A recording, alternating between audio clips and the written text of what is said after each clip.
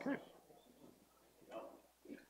Right. If I could bring the meeting to order, we'll get the meeting started. And just to remind everybody that we are live streaming this meeting, so everything is on the internet. Prior to the open session, council met for a brief closed meeting. It was moved by Councillor McCann and seconded by Councillor Borneman that pursuant to Section 239(2) and 3 of the Municipal Act, SO 2001 C25 as amended, Council of the Corporation, the Town of Parry Sound moves to a meeting closed to the public in order to address matters pertaining to D. Labor relations or employee negotiations, municipal office hours during festive time and shared services, and E. Litigation or potential litigation, including matters before administrative tribunals affecting the municipality or local board, personnel matter, and a planning matter. And that was carried. Okay. Are there any additions or prioritization of the agenda?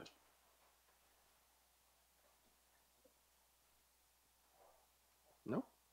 Mover and seconder for the agenda then, please. Councillor McCann, Councillor Bachman. The council agenda for February 5th, 2019 be approved as circulated. All in favor? That's carried. Is there any disclosure of pecuniary interest or the general nature thereof? Seeing none, mover and seconder for the minutes.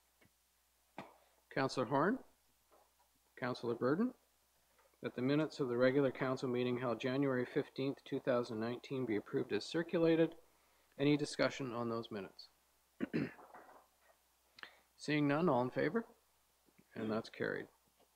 Questions of staff? Councillor Keith. Well, first question would be for Mr. Brown.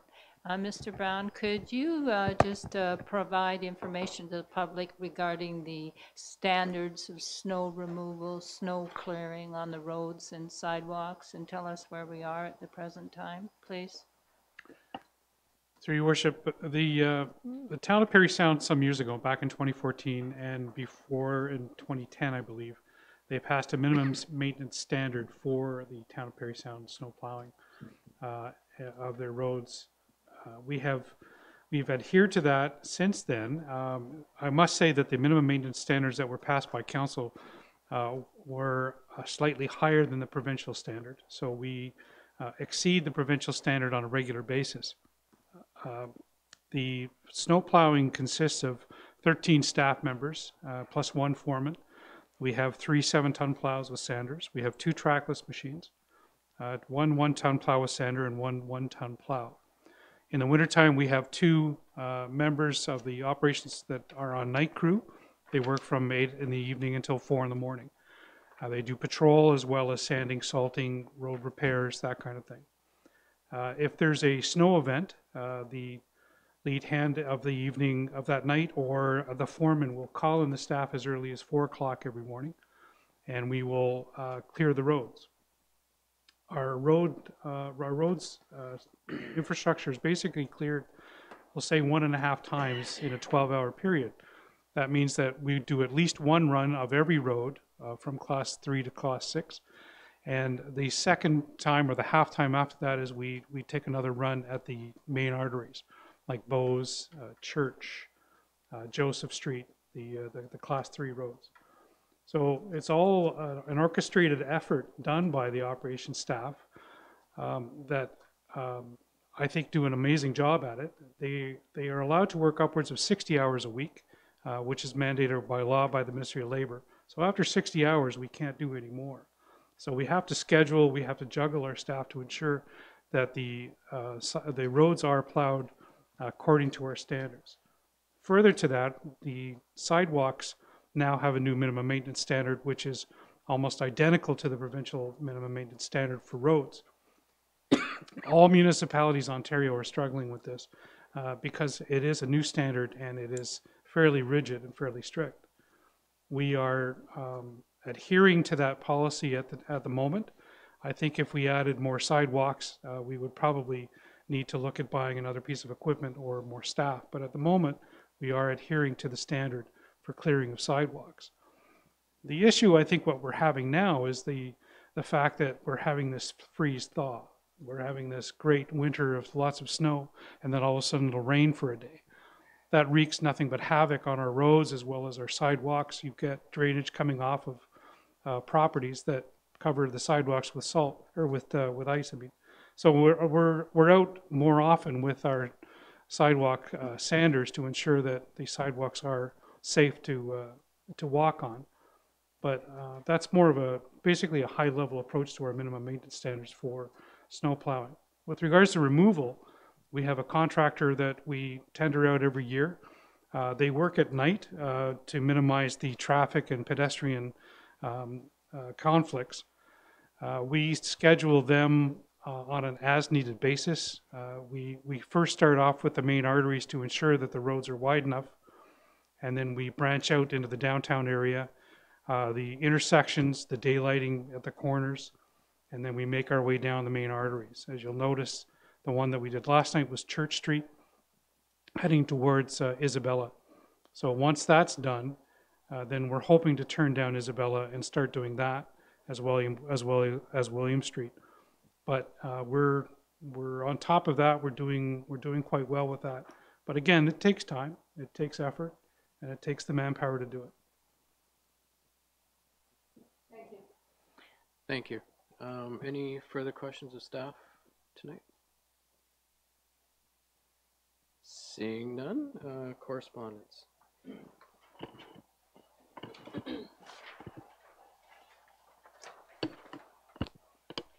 Yes, Your Worship, there are 6 items of correspondence. The first is from the Wellington Pub, Mike Reeves. It is a response to Parry Ayres parking concerns on North James Street. That letter came in at the last council meeting. The Parry Ayres letter, that is. And this item from Wellington Pub has been referred to the Bylaw Enforcement and Director of Development and Protective Services for response. The second item is from Chris McDonald and Aaron Cardy. It is a request for town application of a Canadian Tire accessibility grant for the Sound Splash Pad. That item has been referred to the Manager of Parks and Recreation. Third item is from Chantel and Alexander Dissler. It is a letter in opposition to the splash pad in Parry Sound. That item has also been referred to the Manager of Parks and Recreation. Fourth item is from Jay Hinchliff. It is a second letter regarding a property condition at Wabick Street after construction in that area, and this is a second letter. It has been referred to the Director of Public Works. The fifth item is from Nick Ryland, President of the Park to Park Trail Association. It's regarding 2019 funding request of council for $4,000. And the last item is from Karen Ainsley Clark, expressing concerns about snow removal in the town of Parry Sound. It's also been referred to the Director of Public Works. Okay, thank you. So we come to our deputations and presentations portion of tonight's council meeting. I'd like to remind the deputations here tonight that they have a maximum of 10 minutes each, including questions of clarification from council. Deputations are subject to the same rules of conduct as members of council, and that no one shall speak disrespectfully or use offensive words or insulting expressions against any member of council, staff, or another member of the public. And try to speak clearly into the microphone, be about 1 foot to 1.5 feet away. Okay, thank you. Our first deputation tonight is Rita Orr from the Parry Sound Public Library. Welcome, and I see you've got some of your board and staff with you.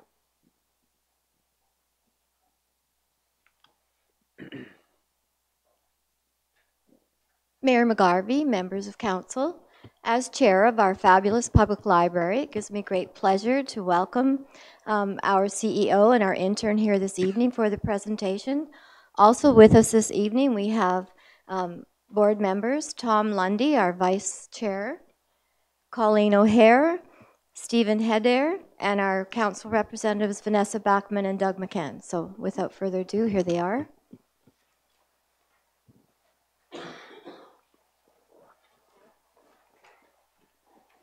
Thank you very much for having us here tonight, and we do hope you enjoy this commercial that we did this year. Instead of a PowerPoint, we made a commercial. So hopefully some of the answers or questions that you might have might be answered on the commercial. Okay, Hartley, take it away.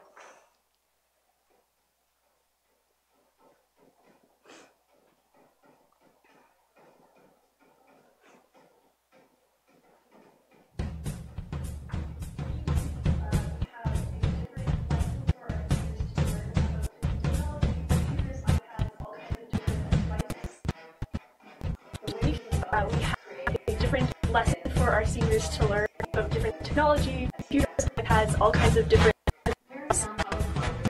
The way we came about this was create, connect, and innovate this project, and it was a team effort. The Parry Sound Public Library has had a great little library that could.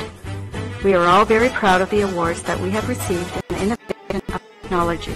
The Dynamite program, Different Seniors, was a huge success and is being continued into 2019.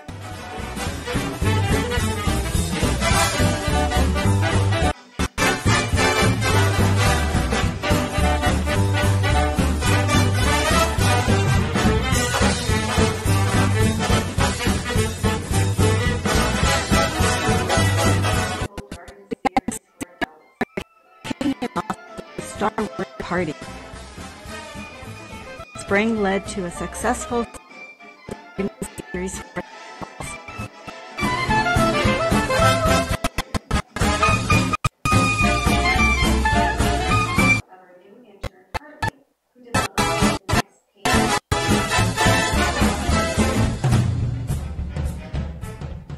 We are very proud of our next stage, our quarterly newsletter.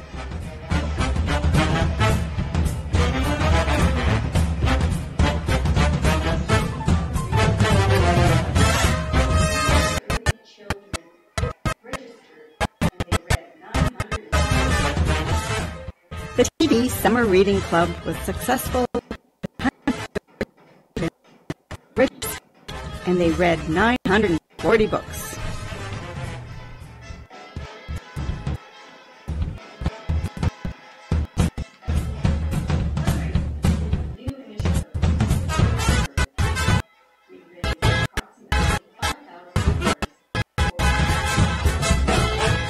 Fundraising has been the new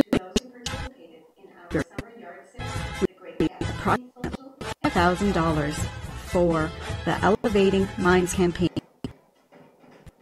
Participated in our summer yard sale, the Gatsby social, and our fall book sale.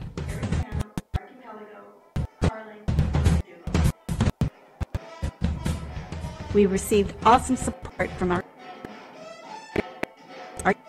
Archipelago, Carlin, and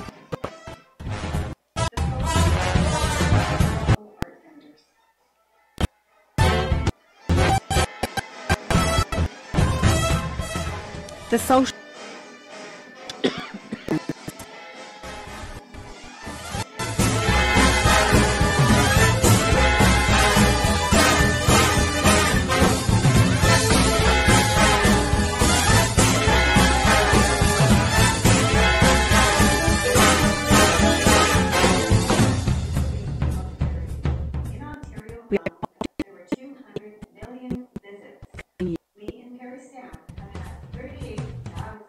Have increased in popularity. In we in Parry Sound have had 48,751 visitors in 2018. July and August were outstanding with 16,000 in the area.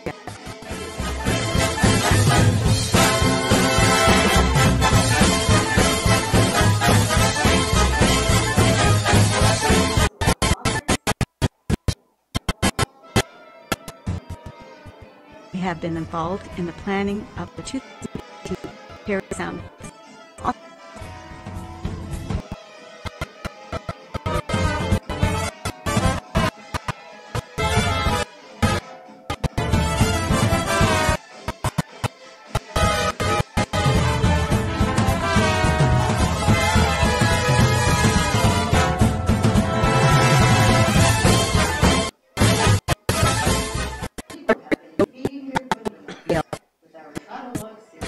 With our little types.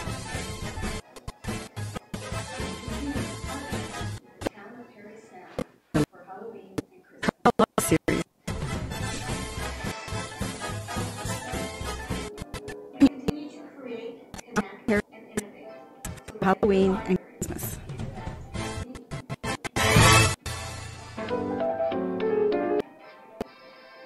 An library, best it can be.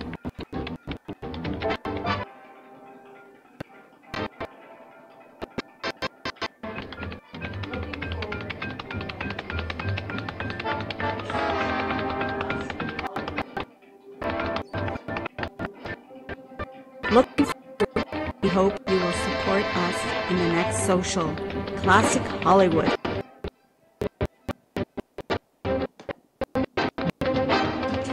Thank you for supporting the Parry Sound Public Library. Well, I hope you enjoyed that. We certainly did enjoy making that, and we have about 3 other commercials that we've used over the last, 3 weeks. We were at OLE, the Ontario Library Conference last week, and they asked us to come and talk about our surf and seniors, and we were a big hit. Nobody left the room. They stayed right to the end, and so it was really great to represent Parry Sound at the conference, and there was 7,000 librarians there. So I just want to let you know that Parry Sound right now has active members of 1,500 active members, and approximately about 2,500 non-active, and that's over a 3-year period. So they come and go, and it just circulates over 3 years. So do you have any questions for us? I just asked our clerk if, and it is on our website, so I think that's great. And yeah, anytime we can push anything out like that, it's really, really good. And we're also going for another award. We're hoping that we're going to win that one. Okay, good. So any questions from council members? Councillor Keith. Yes, I have a couple, Ms. Orr. I'm wondering, first of all, how long did it take for that commercial to be put together? Oh, Must have been quite a few hours. Well, it was a couple hours, definitely. We had some ideas, and a lot of the information is on our Facebook we use for marketing, for social media. And so basically we just compiled everything together. Hartley, her degree in university, she took some film studies, so that was a big help that she knew some of the knowledge, she had knowledge for that. But it was more of a project, like we just started it, and we knew it was going to help us down the road for social media, for marketing, and representing the library. And also PowerPoint is almost obsolete. I hate to say it, but we have to move forward with social media. I just want to say that I really appreciate the creativity there, and I'm wondering, is this presentation also going out to any other municipalities? Yes, we were yesterday at Carling, and we'll be going to the other archipelago and McDougall. So they're seeing the same thing, and it's on our website and it's on YouTube. So we're pushing Parry Sound. Good. Thank you. Councillor Bachman. Thank you again for the presentation, Rita, and staff. Just out of curiosity, with regards to the visitations in July and August, that was your largest numbers. What was the primary source of the visitations? Was it internet usage? Was it wireless and internet was definitely, I would say, the highest. But I mean, books too, programs for the children. Yeah. It kind of comes all together. We just purchased right before the end of the year some more chairs to put into the library because people were sitting on the floor against the walls everywhere. So we have to change things around because libraries are changing that way. Less books and more room for computers and wireless. Thank you. Councillor Keith. And a question that just got me thinking after Councillor Bachman's question, and that was, you keep stats for the summer, but do you keep stats in the summer for the weather? Because I would suspect that maybe rainy days, there's more people than sunny days. As you remember, last year was very hot, so we had the air conditioning, so everyone came in. The summer before, I mean, I wasn't here, but what I was told, it was a rainy summer, everybody came in. So I think we win both, depending on what it is. It's word of mouth too. A lot of people are coming back into the library, and cottagers especially. Like, we've noticed a big change of all the cottagers coming in. Great. Councillor Horn. Thank you for your presentation. I had an opportunity last year to listen to the CEO of the Toronto Public Library speak, and she had mentioned that libraries are transforming and become true community hubs again. And certainly from the work that you're doing, we can see that here in Parry Sound area. So thank you very much. Thank you. That's good. Anything further? No? Okay. Thank you very much. Thank you. Yeah. So our next deputation has been withdrawn. We have a few minutes left, so if there's anyone that would like to make a deputation in the remaining time, yes, please come forward, state your name. You've got a couple minutes, so.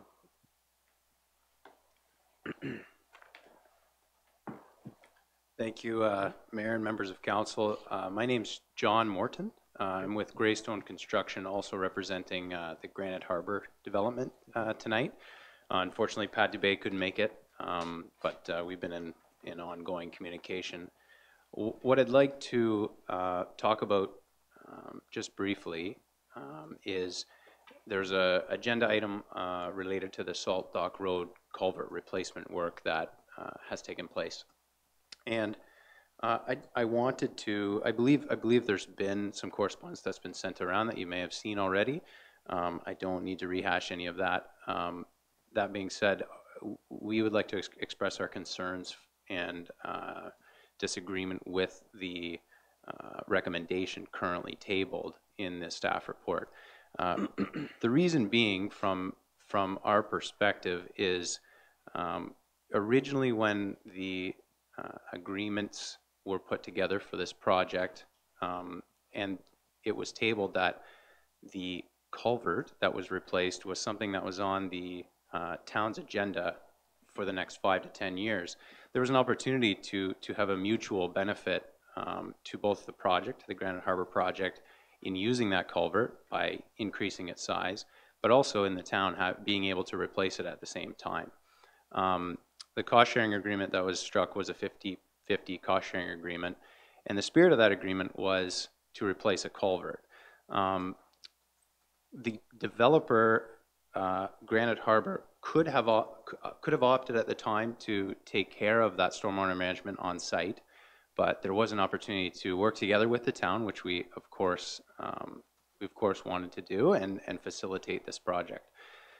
During the course of the project, we ran into soils that had fairly significant contamination, and that increased the cost of the project, of course, due to the disposal costs related to that material. We believe that in fairness and to the agreement that splitting 50% of the cost of the culvert makes sense, and that's what we've proposed. We do not believe it's reasonable to split the cost of the contamination of the soil. That cost was not really the intent of the original agreement in our view, and thinking about it in a different light, the town would have had to replace that culvert eventually, and not necessarily related to the Granite Harbor works. There's a large catchment that contributes to that area for drainage, and had the town done it independently 5 to 10 years from now, it would have been 100% of the cost being borne by the town rather than shared with the Granite Harbor development. So in conclusion, we've enjoyed fantastic projects here in the town of Parry Sound. We have future plans for more projects. We are happy to work here, and you know, the location of the Granite Harbor development is very picturesque and has been a great project for us, and I hope the town too. We are hoping that the recommendations be reconsidered and further discussions had on how we can conclude that that situation related to the additional costs experienced for the culvert replacement. I have a question. Was there any soil testing done preliminary to test the soil around the culvert? It is a fairly large culvert. Yeah, it's a very large culvert. My understanding is that prior to excavations in that area, there was none no soil testing done, but as soon as it was recognized on site that the soil potentially had issues, actually the town commissioned their consultants to come out and help with the soil testing, evaluate the soil results, and upon receiving those soil results, well, we actually hit the pause button on the project during that time for about 6 weeks. The results came back that it was required to be removed and disposed of at a proper facility. And that is a part of the story that is inside of the report and inside of our follow-up communication. We did, throughout the project, keep the town apprised every step of the way and ensure that occurred. It was surprising to us at the end. We did not expect that the expectation was that we would be required to be at the table for 50% of the soil contamination costs, at least. Our position was that is a landowner issue, that is something that's not related to the culvert replacement. It's something that would have had to have been dealt with anyway at 100% town costs. And we definitely have offered our portion, and I believe just from a benefit to the town and taxpayer perspective, there's a culvert, a brand new culvert that's been replaced and installed that was done for 50% of the cost that would have otherwise been paid 100% out of town coffers down the road. So there's still a mutual benefit there. We just feel that being held responsible for 50% of the soil contamination is something that that we'd like to have council reconsider. I have another question. Due to the situation where the decision made by obviously Granite Harbor to not deal with water on site, the drainage on site, and do that, has this changed? Did that change the size of the actual diameter of the culvert in this particular case? Yeah. During design of Granite Harbor, there were two options, to simply put it. One was to retain more of that water on site and throttle it back to control it to leave site at a certain release rate. Another option was to marginally increase the size of the culvert that was already existing. Once that option was available and discussions happened with the town, at the same time the town said that culvert needs to be replaced down the road anyway. So there is a mutual benefit here to cost share this and get it done at the same time. We get a brand new culvert, and there's a benefit to both the town and Granite Harbor, no question, which was the basis for the agreement of sharing the cost 50-50.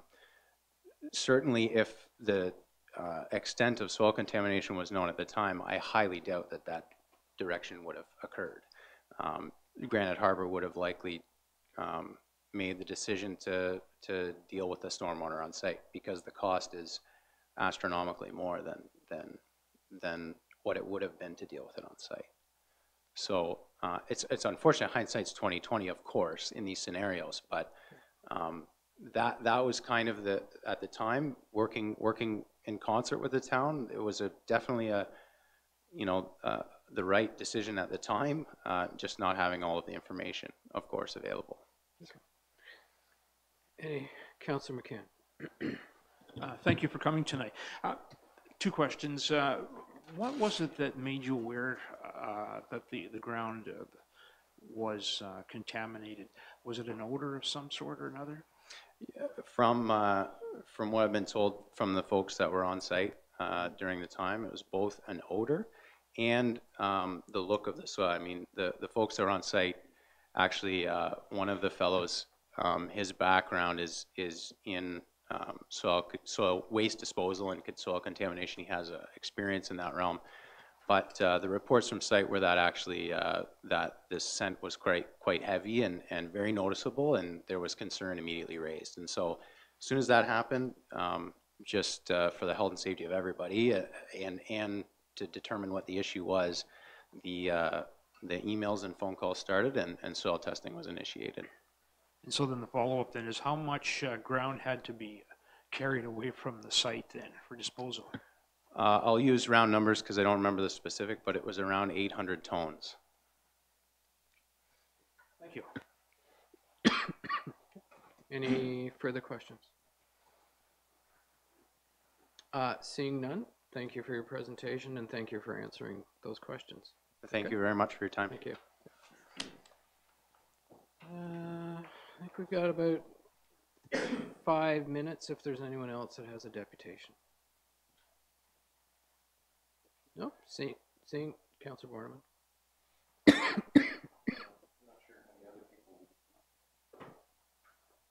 I was just thinking that we may wish to move this item up on the agenda. I'm not sure that we have anybody else in the... Okay, what's the item number on it? 912?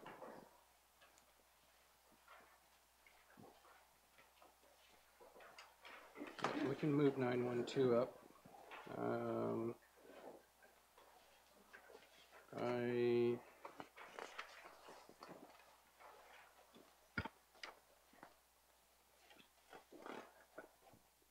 I think it'll be after deputations, though. I mean, after reports and everything. Once we get into the agenda, I'm just looking to see if there's anything else that.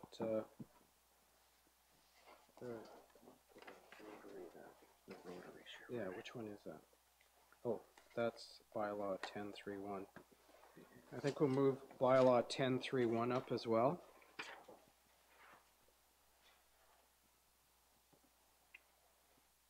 Okay. Right, so I didn't see anyone else rushing to the microphone. So we go to reports. So start with Councillor Keith, and then we'll flip across the room to Councillor Burden.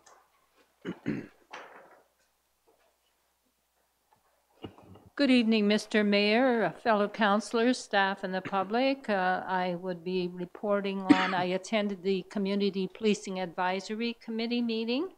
Basically, there has been an increase in crime in that there has been a, compared to the last quarter of 2017, and comparing to 2018, there has been a slight increase in violent crime, basically up about 23%, property crime 20% in the town, and drugs 2.7%. Now, when we first hear that says, well, how come?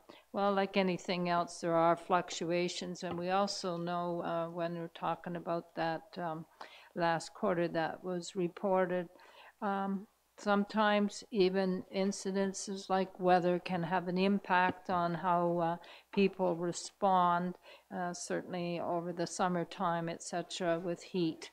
I would say that the concern that I would have is that one thing we've promoted for a while, and there was a decrease and back up again, is we pay for calls for service. And those calls for service include, of course, 911 calls. Now, I'll agree that Parry Sound is not the only person that is having accidental 911 calls. So those are calls that the police have to make top priority. People are coming, the officers are going out to where those 911 calls are, and basically they were unfounded. They weren't necessary because they were, whatever, accidental pocket dials. I mean, people have to be more conscientious in that area, or it seems to me at some point one has to say, if one's going to have those kind of accidents, should there be some sort of fee that people pay for not being prudent with their cell phones, etc. I think that is something that's going to have to be examined if we can't keep it down. I also would say that the OPP have a computer for citizen reporting. It's within the whole province, and I would agree also it is not just the town of Parry Sound, but when you have property crimes, when you have mischiefs, those things can be reported. Many people have computers, and that can all be reported online. And another benefit to that would be That call for service, the municipality does not pay for. That means the taxpayer doesn't pay for it if it is reported in that area. So I think we all need to get a little more vigilant in that area.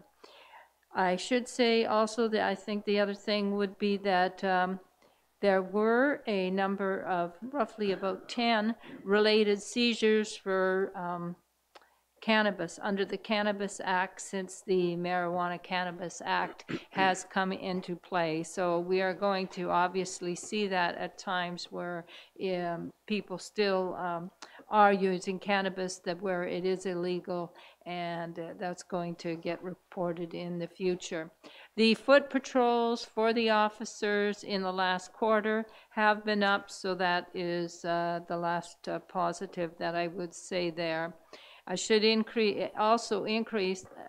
add that when you hear an increase in offenses, one also has to recognize that there has been an increase in calls for service. So it seems to me at some point you could also say which came first, the chicken or the egg. If you're going to have more calls for service, then obviously you're going to have an increase in offenses. And the last thing I would say is that I did have the pleasure of attending Jackie Boggs, the clerk here in Parry Sound, retirement, and it was nice to see people come out and give her recognition. I'm sure the mayor will mention it, but give her recognition for the years of service that she has done for the town, and I'm sure helped keep council in line, and I'm sure now our new clerk will keep us in line too, so I wish her well, Rebecca. Thank you.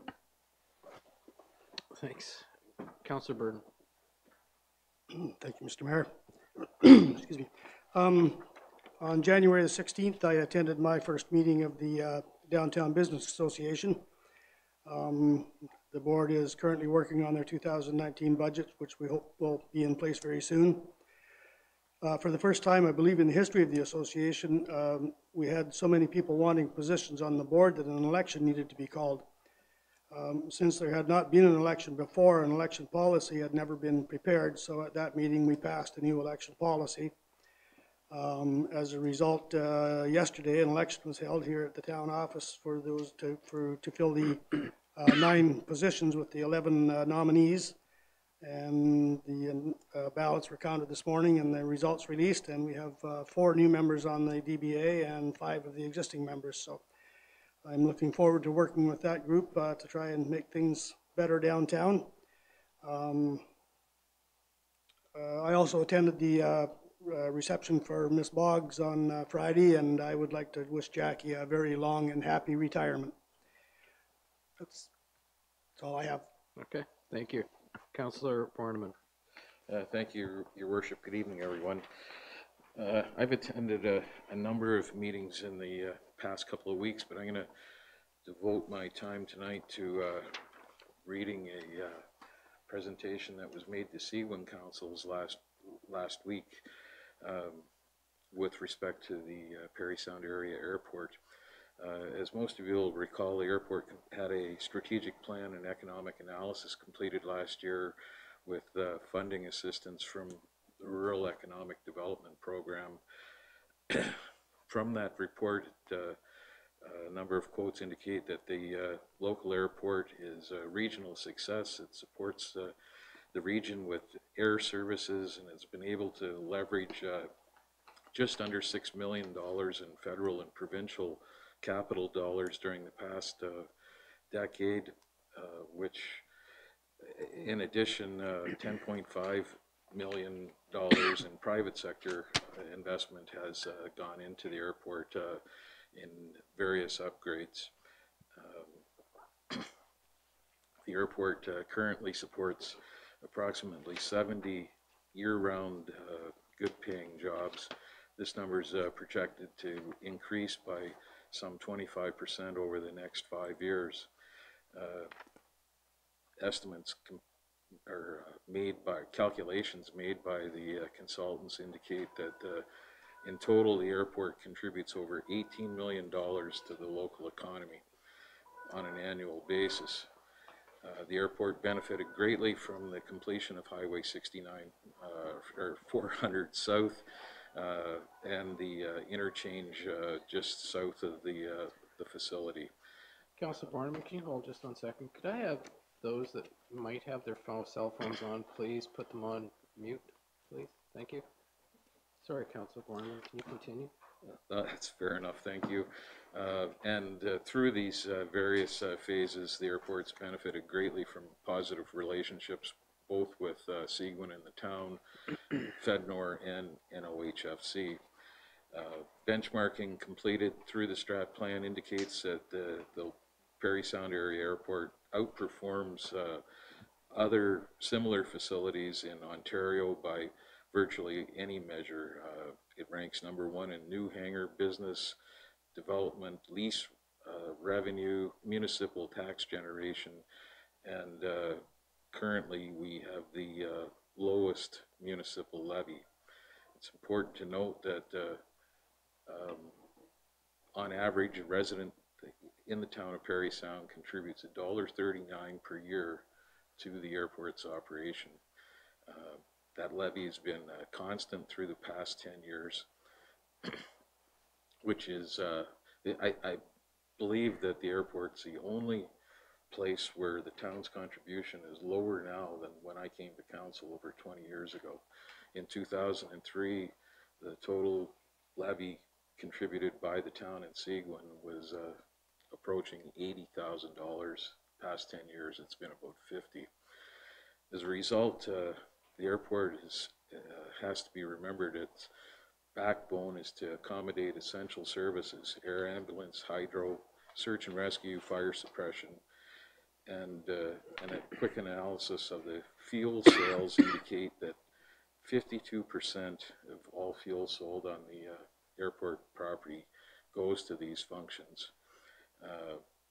Another 26 is related to commercial and corporate ventures, 17% to transient visitors, and a small slice, 5%, to the local flying public.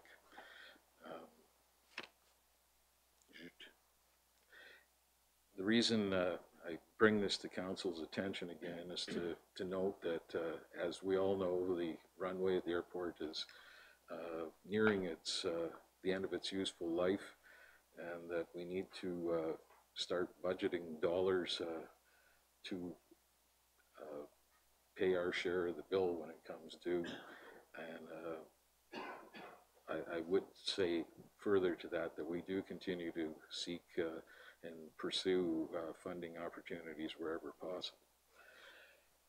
So the only other thing I wanted to add tonight is I wanted to congratulate Megan Oldham, local young lady who recently finished second World Cup slope style skiing in Italy. I think that's just a phenomenal accomplishment for anyone. And Rory Brownlee, who cleaned up at the Special Olympics recently in Sault Ste. Marie. So there are good things happening with local folks if you have a look. And that's my report, Great. Mr. Mayor. Thank you. Councilor McCann. Thank you. Good evening, Mr. Mayor, council, staff, and those watching here and at home.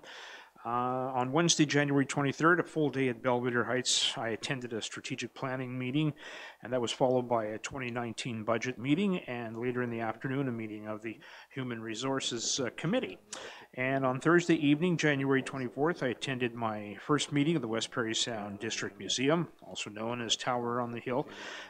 We handled the approval of the 29 operational budget, and at this point, I'd like to specifically point out an initiative that the museum has undertaken.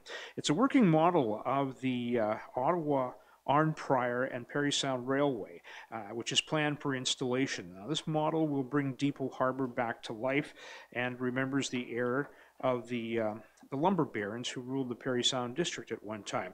The funds raised from this campaign will be used to make the necessary upgrades to the E. Roy Smith Gallery to install the model. Now, a GoFundMe page has been set up with a goal of reaching $5,000 by the end of this month. Watch the museum on Facebook or go directly to museumontowerhill.com. Charitable tax receipts are available upon request for donations over $25. So please take a look at that, and I hope that you'll pass it along and share it on your social media.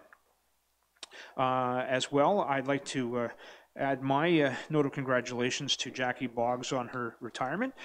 Friday afternoon, of course, we gathered here and had an opportunity to bid her well, and I suppose maybe tease her a little bit, but certainly she will be missed. And but we know that her job is in the good and capable hands of Rebecca. So, but we wish you well, Jackie, and thank you for everything that you have done for the town and staff and councillors and people in general.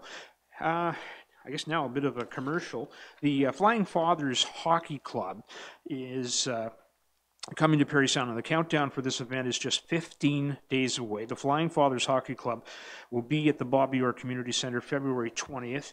The Parry Sound Eager Beavers will be playing against them. The team has lots of local people, including Councillor Borneman, and you're going to get a pie in the face, you know that, huh?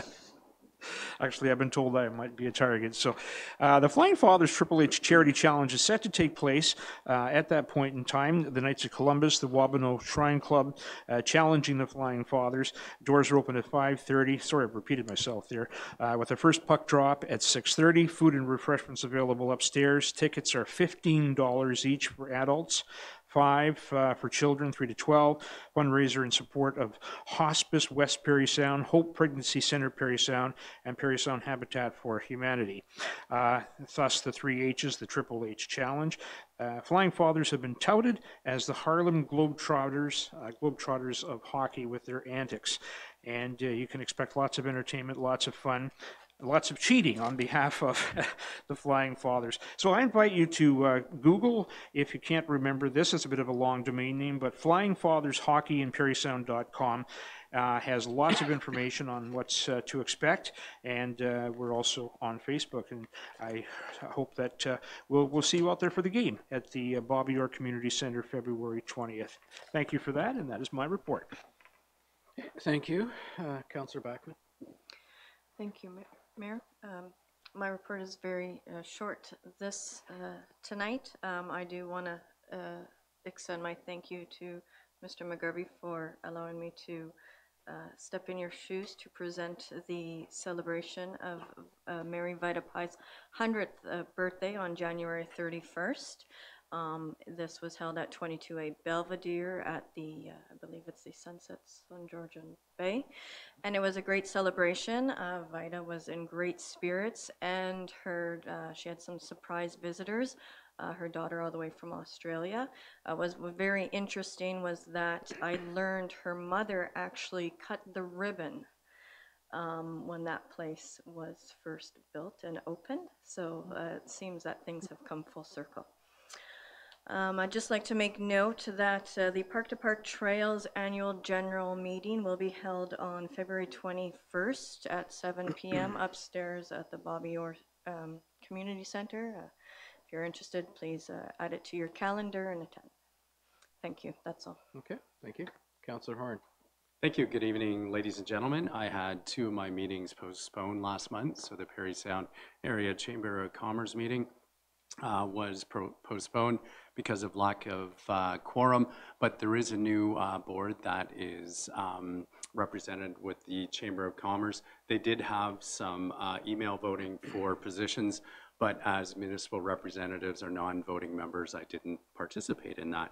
Also, the planning board meeting was postponed as there was only a couple of applications, and to get the whole board together for 2 applications is just not cost effective, so that's been moved to February. I just want to remind everybody now that Georgian Bay is frozen over, and we've had extreme weather with freeze thaw, and lake trout does open on Friday. please be careful out there. Please ensure that you check the ice steps with people who are knowledgeable that are out on the bay, and be safe out there, because we do not want Mr. Thompson and his crew to be out in the ice, because that risks their lives also. So thank you. That's my report. I won't be at the February 15th meeting. I'll be golfing in Florida. Thank you. Jeez. Must be nice. Council staff and public, January 16th, I chaired a conference call for AMO's Housing Task Force with representatives from the Ministry of Municipal Affairs and Housing and housing specialists from across the province. January 24th and 25th were AMO executive and board meetings. January 27th to the 29th was the Roma conference in Toronto. There were over 1,200 delegates in attendance, and the largest yet, and Mayor Alan Thompson is the new Roma chair. January 28th, I made a presentation on behalf of the town to Parliamentary Assistant to the Minister of Natural Resources and Forestry, Toby Barrett. I also met with the Assistant Director to the Great Lakes City Initiative, and they're very interested in the microfiber study that's being done here in Parry Sound, and pleased that Parry Sound did step up to support this particular project. January 31st, I was back in Toronto, invited with over 200 people to a special housing think tank that the Minister of Municipal Affairs and Housing held at Hart House in the University of Toronto campus, which everybody touts as the Hogwarts, I guess, of Toronto. So very, very interesting room, apparently with a lot of history. February 1st, as was mentioned, was the retirement get-together for Jackie Boggs, our retiring clerk.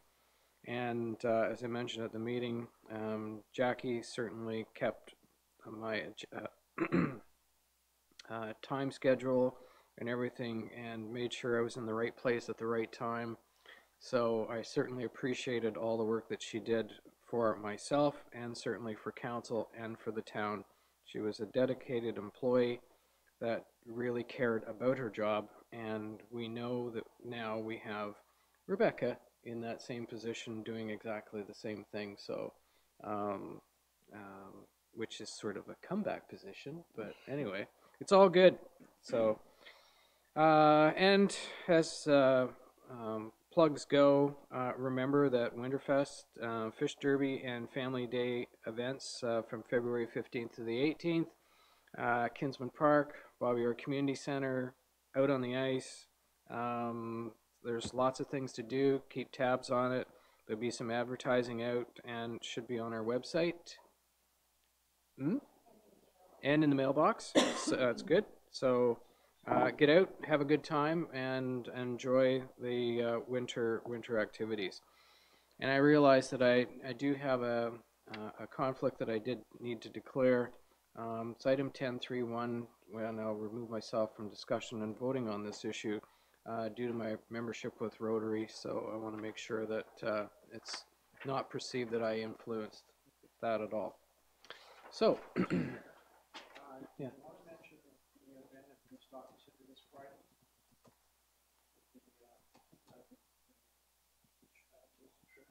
Oh, okay. I wasn't sure how wide that was being.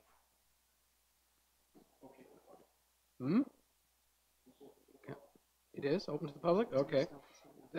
Okay, so this Friday there is a demonstration. I believe it's ATVs and Sherp all-terrain vehicles. They'll be doing like a search and like a rescue sort of event, that sort of thing. It'll be at the Stocky Center. I think it starts at 11 o'clock in the morning, and they'll be out on the ice in different places, and very interesting equipment. I've seen the Sherp, and it is an amazing piece of equipment. Yeah, it should be very, very interesting, and anyone, I guess, that wants to come out and watch this, feel free to do so. There's lots of space along the trail and at the Stocky Center to view the activities. So thank you for the reminder. Yeah. Okay, on with the agenda. So our first item that we have to deal with is one that came from a closed meeting. and that is item 7.1, and it's direction, so I need a mover and seconder for the direction. Councillor Backman and Councillor Keith.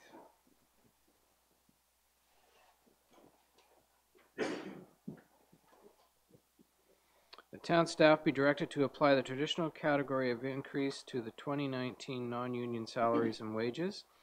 Example, KFHG overall average for anticipated increase, including 0% and decreases for the broader public sector on base salary policy, less 0.4% to correct the inflated increase made in error in 2018.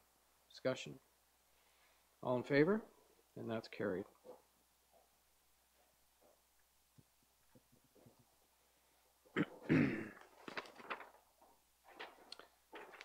Now we have item 9.2.1, moved by Councillor Burden and seconded by Councillor Borneman.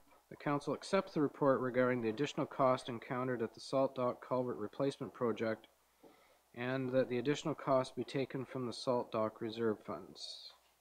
Discussion. Mr. Elgie, can you give us a clarification around the wording in this and what the outcome is? This is 921? 912. 912, okay, sorry.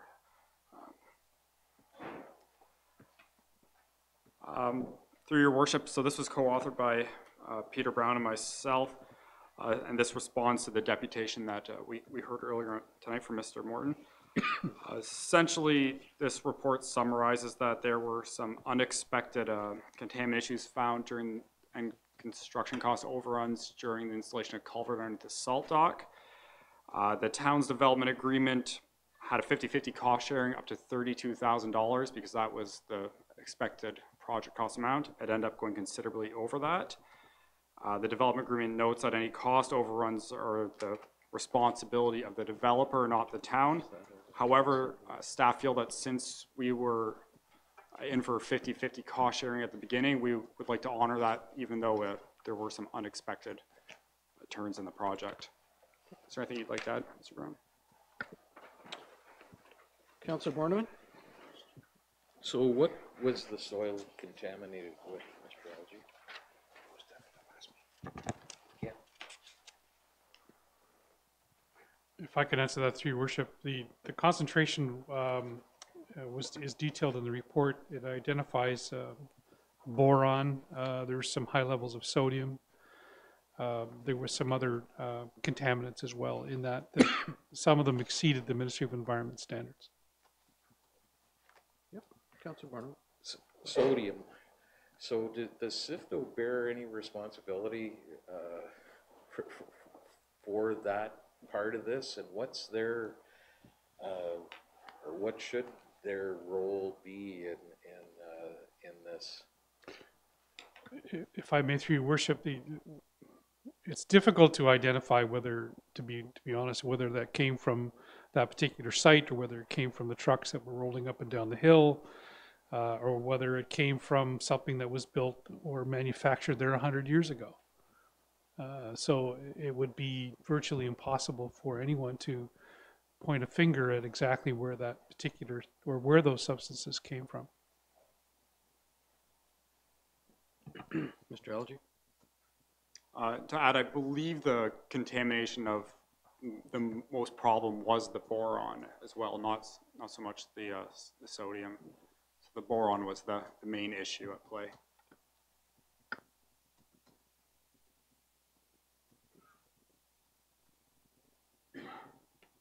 Councillor Horn. So in their letter, and we heard in the deputation, so the industrial waste disposal cost is $75,029.01. So we're asking that that be split by the developer, so $37,000 and such be borne by us, $37,000 by them. We heard that tonight that they're obviously opposed to that. Do you feel that there is any room for negotiation if we postpone this tonight?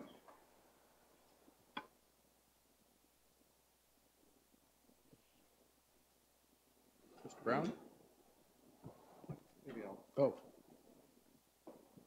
Mr. Harris?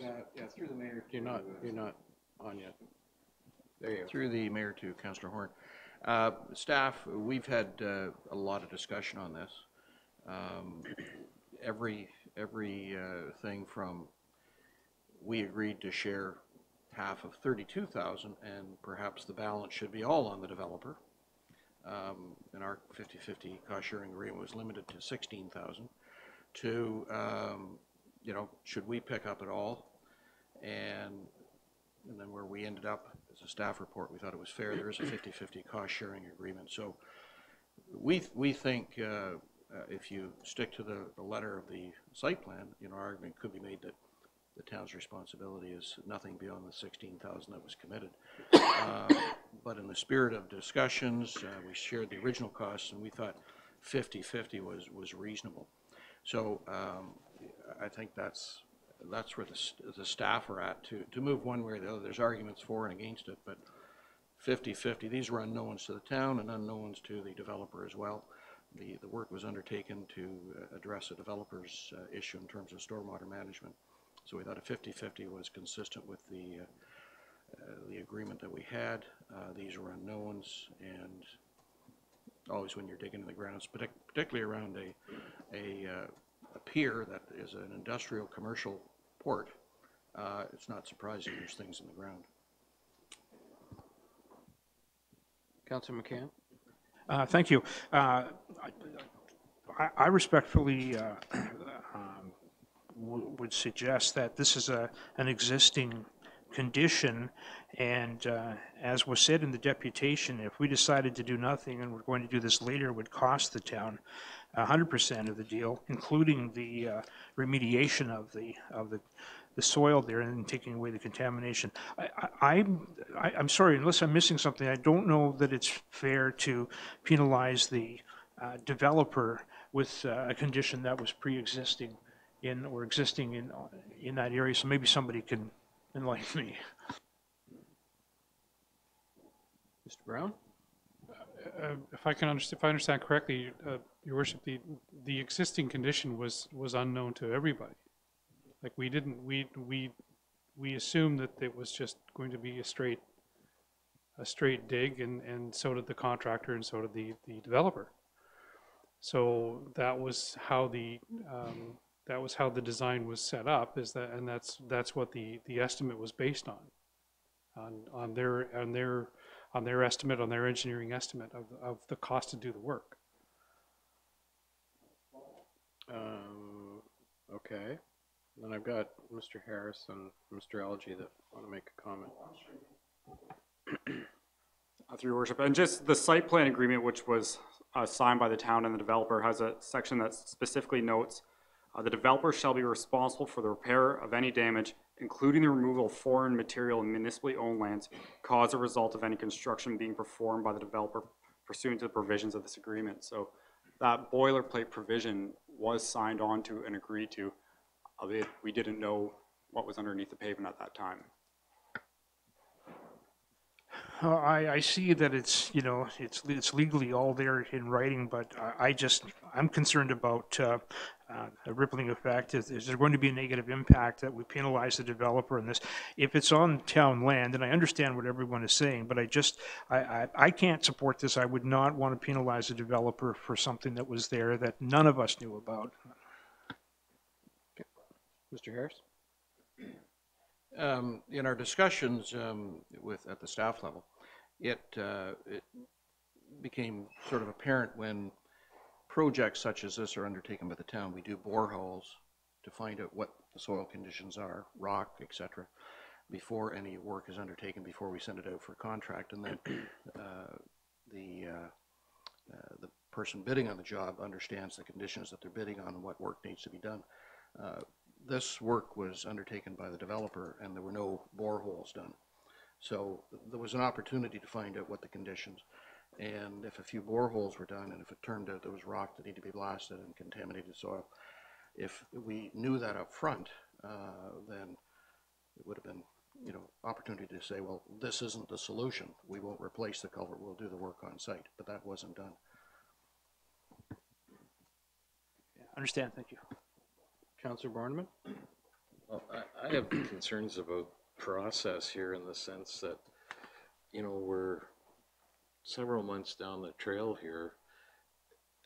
Is this the norm? Like, or is it, or should have this all have been thrashed out at the time before the money was spent?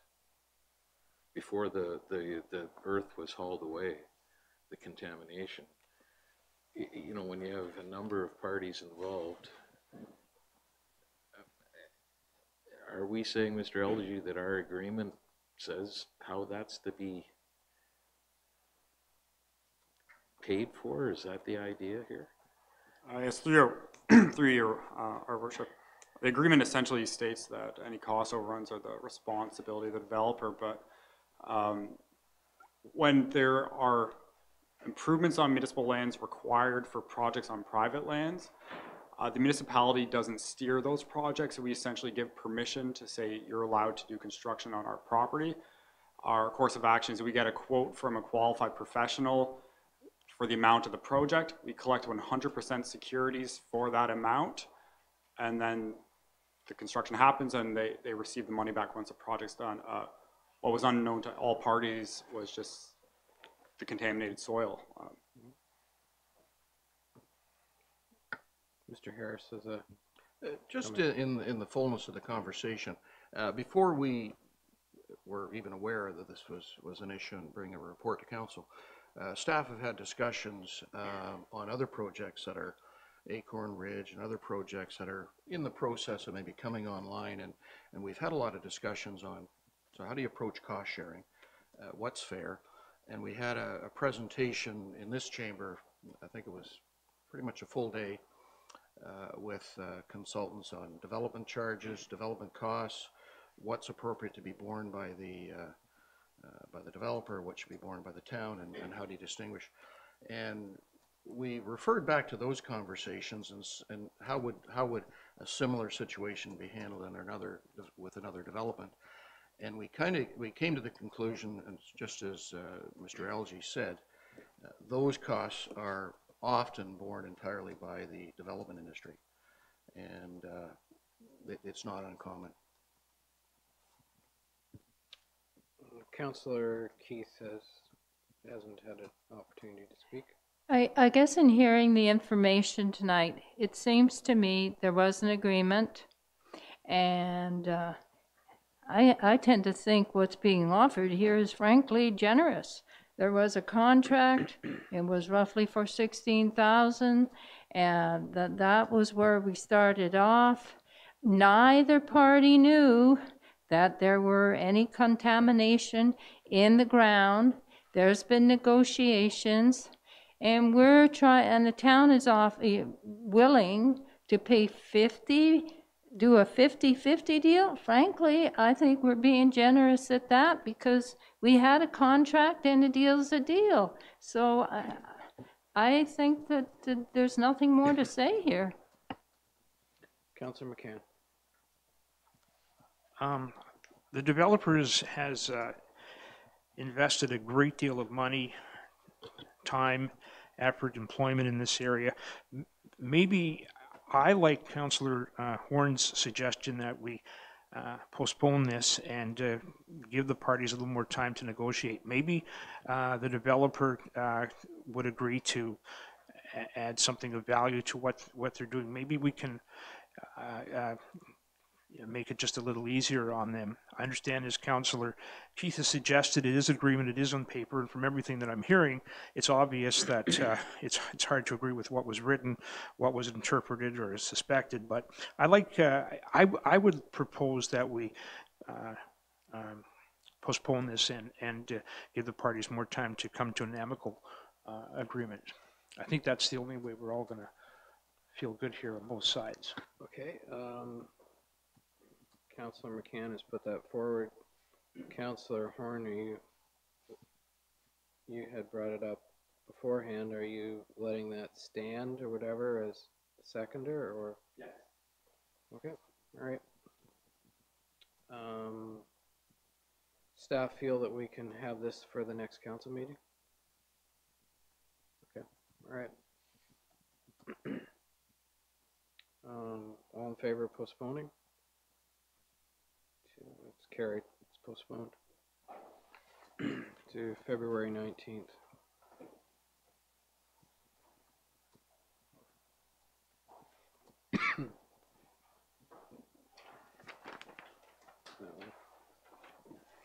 Can I get you to pour some water?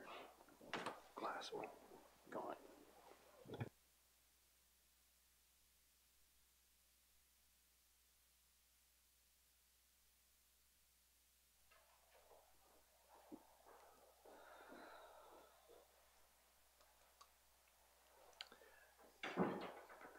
Item number 1031, moved by Councillor Burden, second by Councillor Borneman, that bylaw number 2019-6891, being a bylaw to authorize the execution of an Ontario Trillium Fund partnership agreement with the Rotary Club of Parry Sound for the submission of a Trillium grant application as attached as Schedule A, be considered as read a first time. All in favor? Carried. Are all members in favor of having the second and third reading? Carried.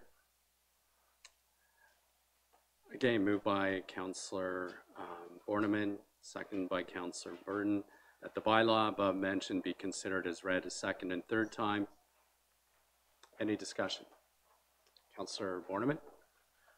I see Ms. McNamara at the back of the room coming forward. Ms. McNamara, I just wanted to be certain that in making, I think this is brilliant and a great idea, but I just want to be certain that this doesn't exclude us from making application for trillion grants for capital purposes through the calendar year.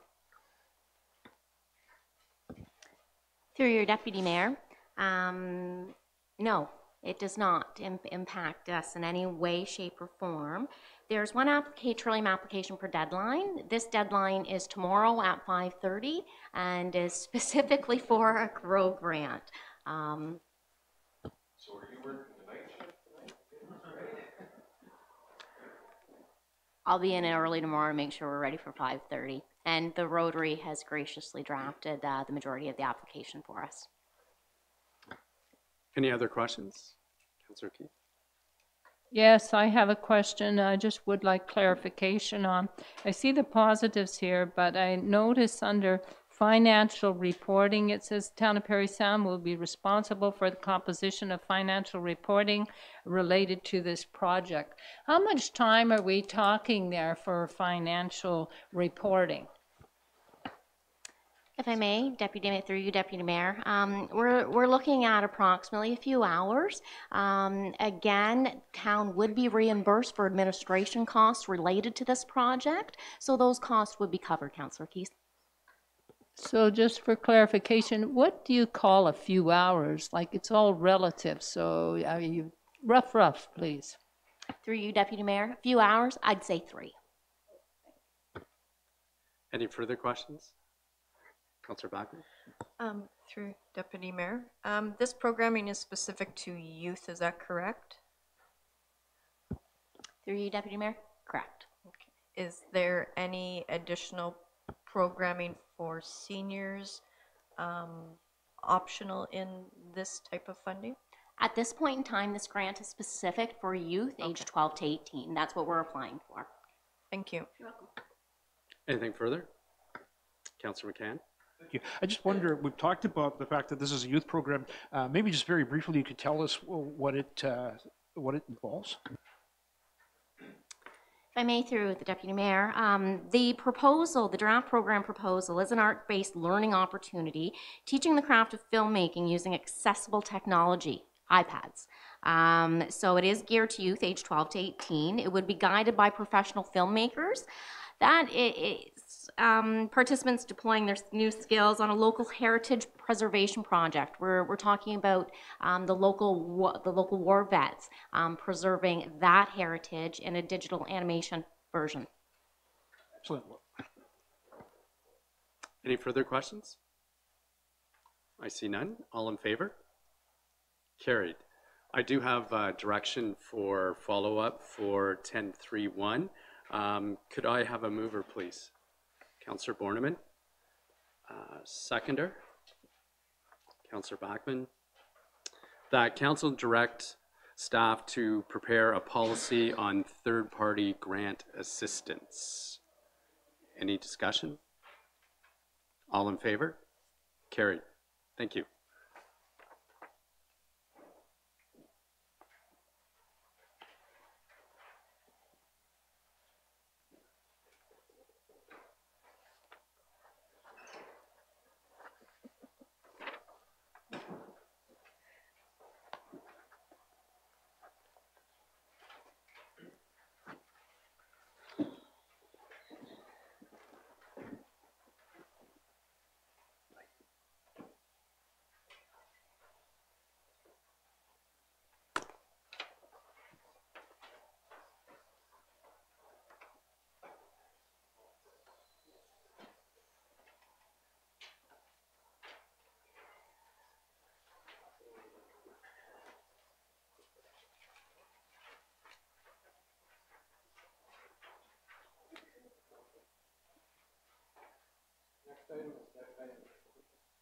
Item 811,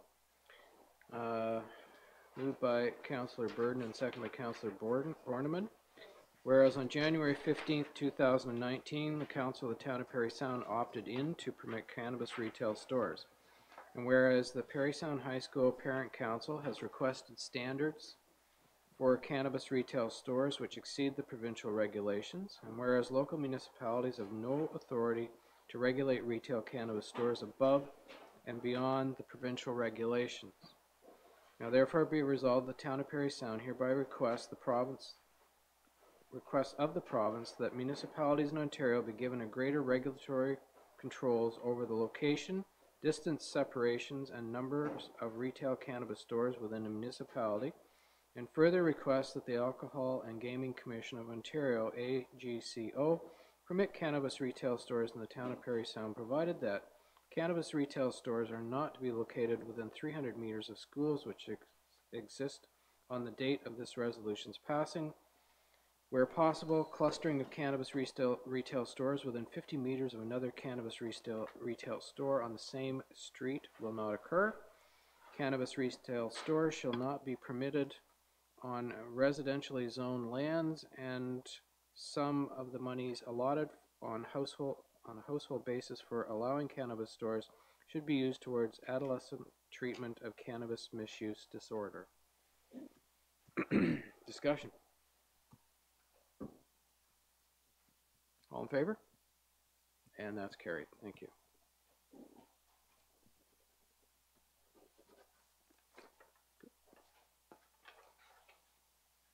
Item 911, I need a mover and seconder for the direction, please. Councillor Keith, Councillor Bachman.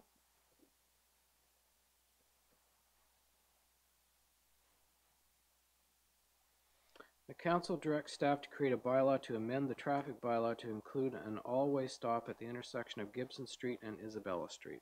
Discussion. Councillor Keith and then Councillor Horn. I see the benefits of having a four-way stop here because it seems to me that we have a safety issue. We have school, children are in that area, so there is that issue. The town council has supported the 8 to 80s philosophy. The idea of reducing the speed limit in that area was to make our community safer. So I can definitely see the benefits here.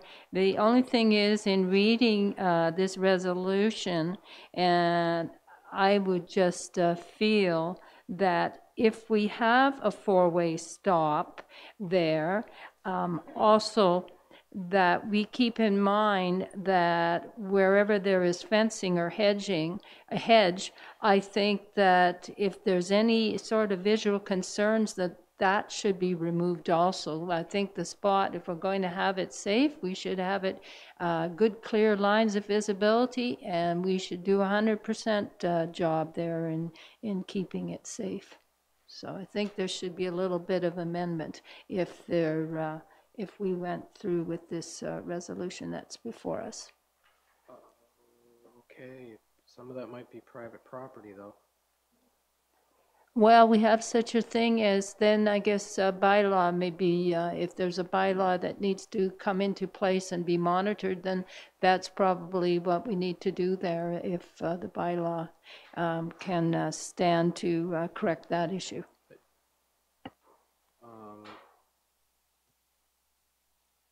Okay, can you hold that thought just for a moment? Okay, Councillor Horn, and you had your hand up. Yes, in the past when we've developed four-way stops, we've done a number of public awareness, so we don't have the issue of people running through the new four-way stops. Well, again, obviously, you would follow the same process in notifying and warning, et cetera, et cetera. Through your worship, that's correct.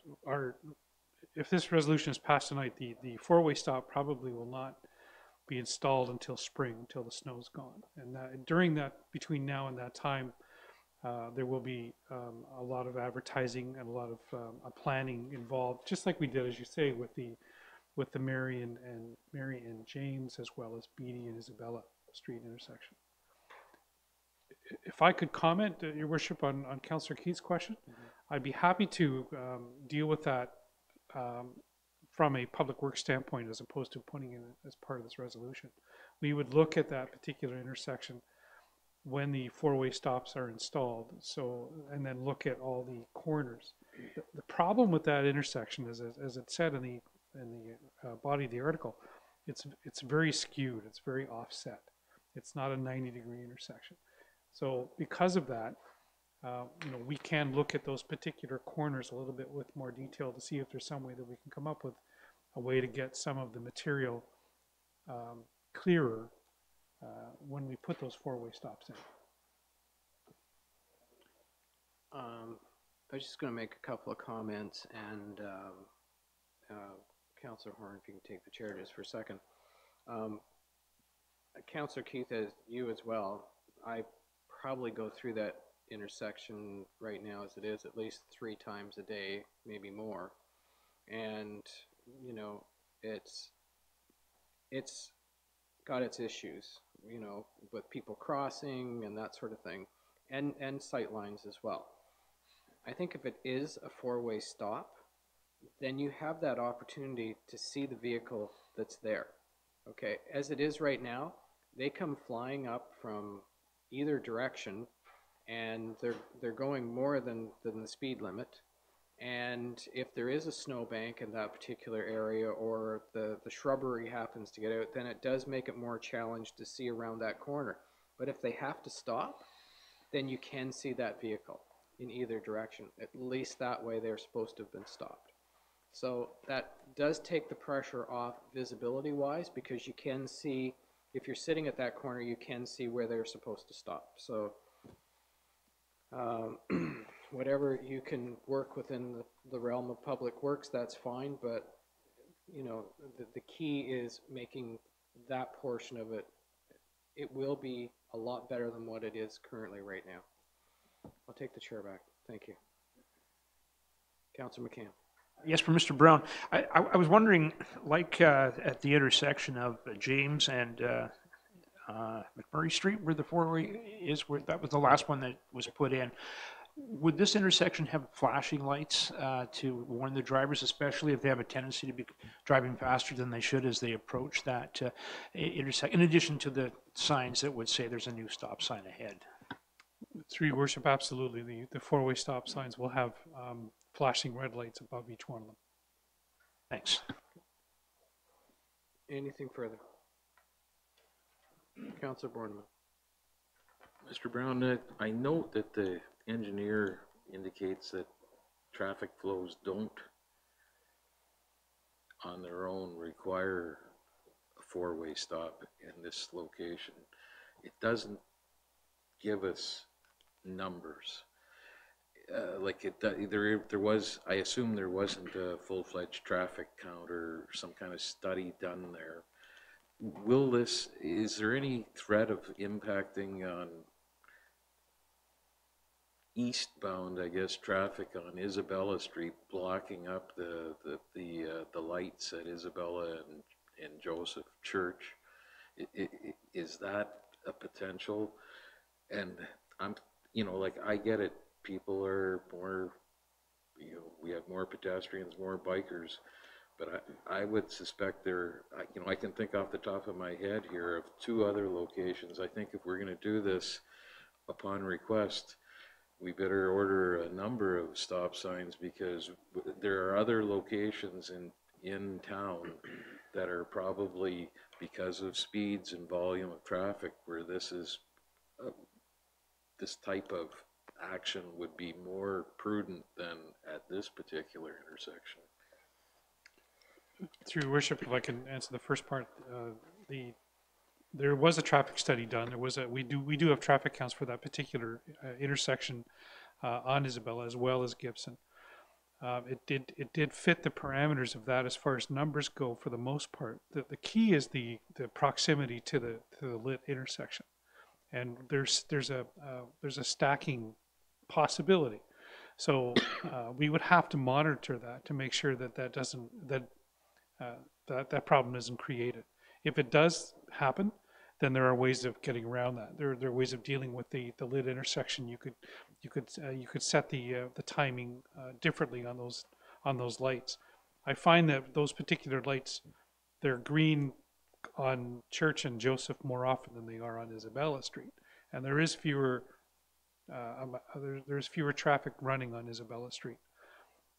But for the most part, at certain times of the day, yeah, it gets very busy. But I don't think there will be a stacking issue, but we would monitor it to make sure that doesn't happen. Follow up? This is indirect. I think it's not indirect. It's a little off topic. I think for budget season, Mr. Brown, maybe you should provide us some numbers. It's been at least 15 years since there was a traffic study completed, a comprehensive study done in the community. And it's probably time that we start to think about that, to present a plan of what we need rather than reacting piecemeal to situations. Mr. Brown. Through your worship, as council is aware, about 5 years ago, we purchased a traffic counter, an electronic traffic counter. So we can essentially do all the traffic counts ourselves. So our staff have been out doing basically every street in Parry Sound, and we're now rotating back to places like North Road, where we've seen a marked increase in truck traffic, or in this particular case, Isabella Street, to want to make sure that the numbers are there, as well as the speeds. It will also identify how fast vehicles are going. Further to that, we're hoping in the 2019 budget to do a road needs study. So both of those together, we can correlate or combine to come up with a plan such as what you're suggesting. With your comment about other four-way stops, I can already tell you there's a list that's been created that I get asked quite often about, well, what about this street? What about that street? I'm not going to name them tonight, but no, it's out there.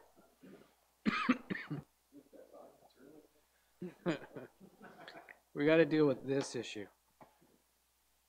Okay. Anything further with regard to Isabella and Gibson? No? All in favor? And that's carried.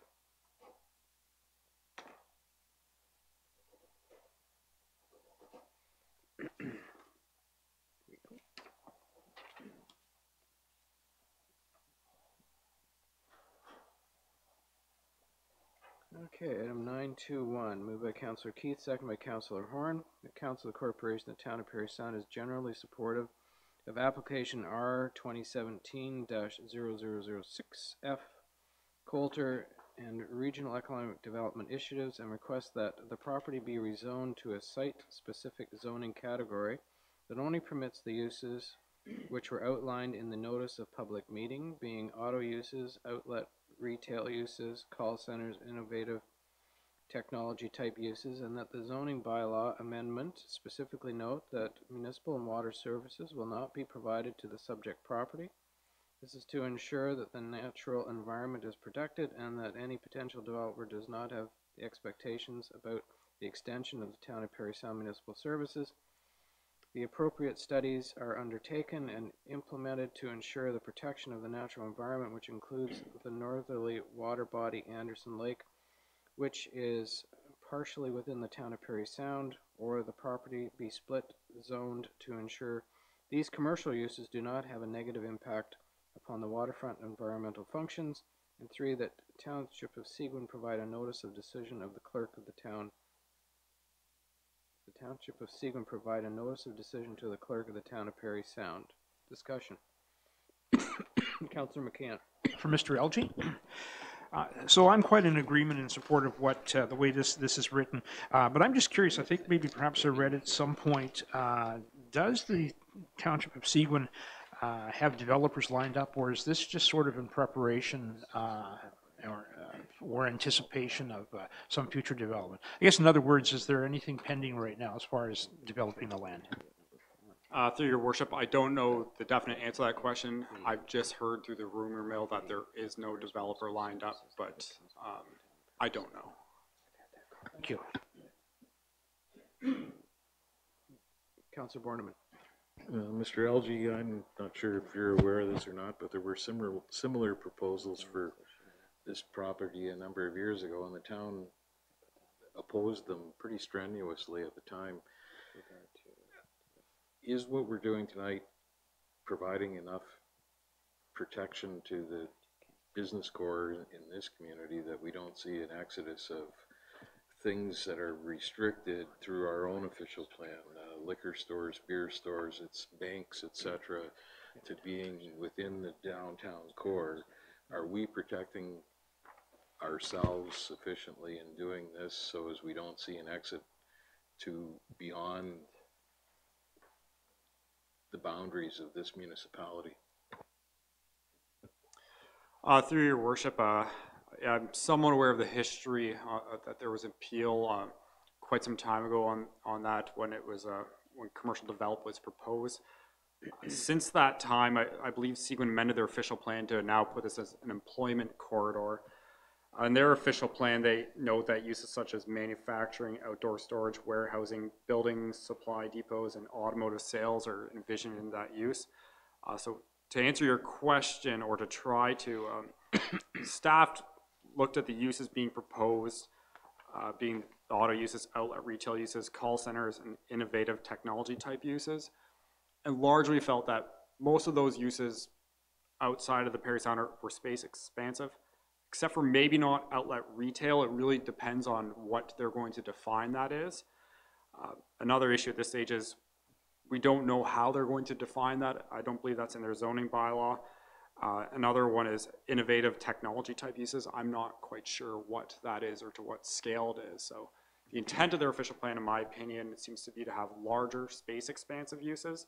If these are going to be smaller stores, that doesn't seem to be the intent of their official plan, so I took it as they're going to be larger, therefore highway commercial-esque. And sorry, just that the way that we have this framed, they have to provide us a note of decision, so that does preserve our appeal rights if we're nervous at any point.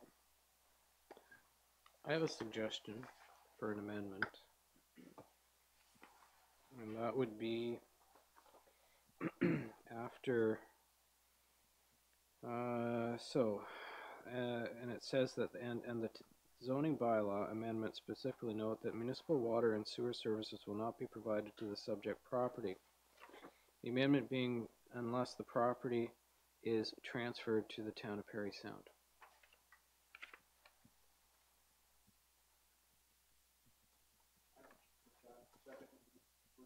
I can't move it. Okay. Councillor Burden seconds it. It's on the floor for discussion. I mean, we have looked at, I will speak to it. We have looked at areas at the south end that people do want to put their properties within the Town of Parry Sound's boundaries so that they can have municipal services.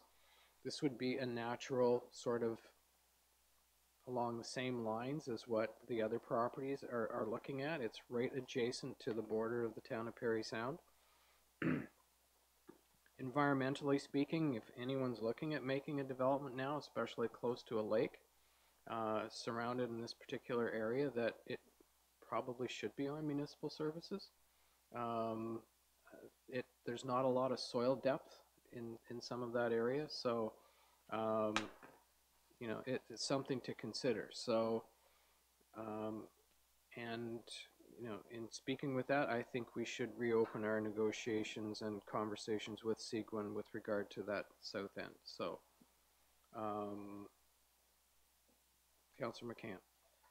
Mr. Mayor, that is a good catch. I'm glad you suggested that because I fully support that. I know, and I wanted to also mention to, or ask for confirmation from Mr. Elgie that Seguin, in planning the zoning change here, is very specific to the property that's outlined in this agreement. There's nothing on the other side of the highway or further down or anywhere to that point. So this is very, very much directed.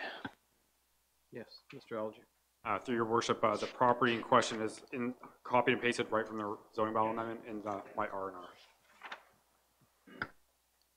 Any further discussion on the amendment? Councillor Borneman.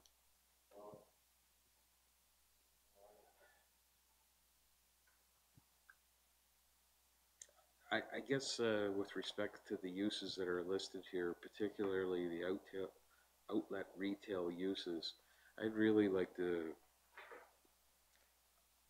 either eliminate that altogether or at least have an understanding of what Seguin's intent is with respect to that, because, you know, if we're okay with it tonight, is it 1,000 square feet? Is it 4,000 square feet? Is it a big box store? What are we talking about? And you know, I think it's a pretty slippery slope to say, well, yeah, we were okay with the concept, but then when the application actually happens, we're no longer okay with it. I think that's a tougher fight than either eliminating it or defining it in advance. Mr. Elgie. Through your worship, Councillor Boardman brings up a good point. So one option is it could be specifically noted in here to cut outlet retail uses from the list and notify Seguin of that. Or you could tie it to saying any of these uses shall have a minimum floor area of a certain size, so that way they are space expansive. I'm not sure what that minimum floor area would be right off the top of my head, but for size comparison, Rona is about, or not Rona, sorry, the Rexall was 10,000 square feet. That's too big to fit in a downtown typically. I'm going to make a suggestion because we've got an amendment on the table. Is that we pass the amendment because this has been our particular stance, okay? And then we postpone it to get clarification from Seguin on that particular issue, and then we'll have direction afterwards that we open up negotiations again with Seguin with regard to the expansion of the boundary adjustment into Seguin.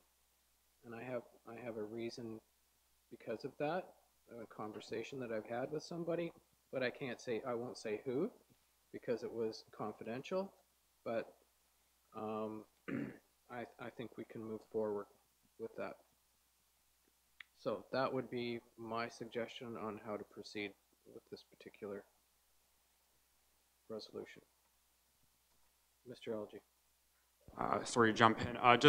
We don't know when this will be coming back to Seguin, so we could work with your amendment, but staff might want to be delegated the right to be able to comment on it without it coming back to council, so that way we don't get left behind.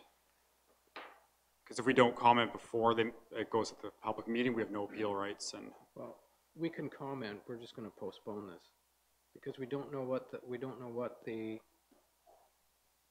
what's in there. I mean, we have no idea what all this is, right? Square footage. We can still make comment. Can we not? Well, if they pass it before this comes back to council making comments, our comments won't have any bearing or effect on the process. Their meeting. Okay. Councillor Borneman.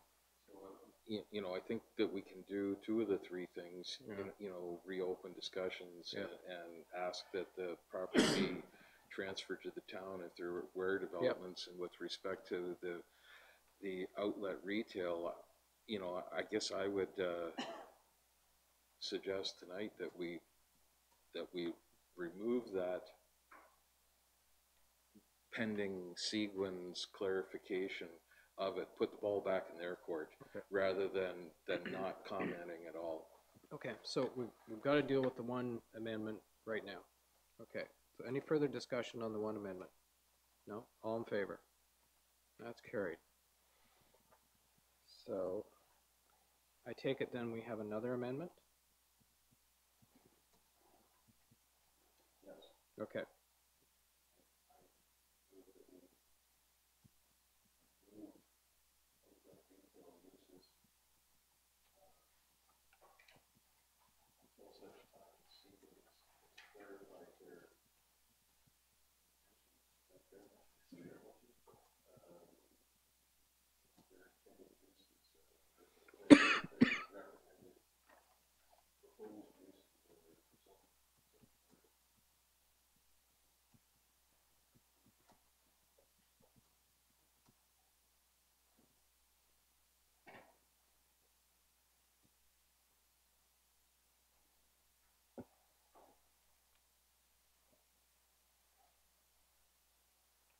Just adding this one. Sorry, what? Oh, Mr. Algie. Through your worship, Mr. Thompson had some good advice for the clerk to help it write down until Seguin can clarify the definition of retail outlet uses.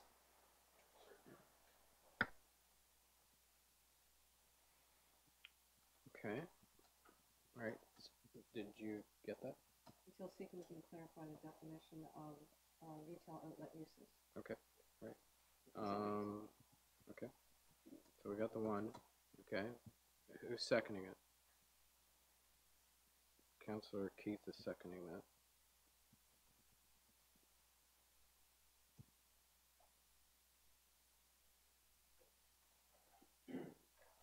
Discussion on that amendment. Seeing none, all in favor? Okay, it's carried.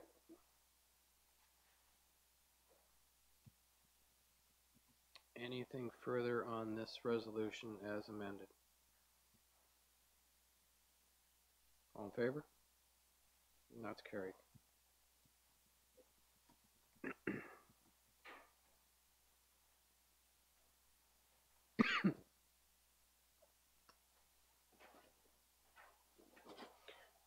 So we'll have to add to do whatever with the two. Yeah. Yep.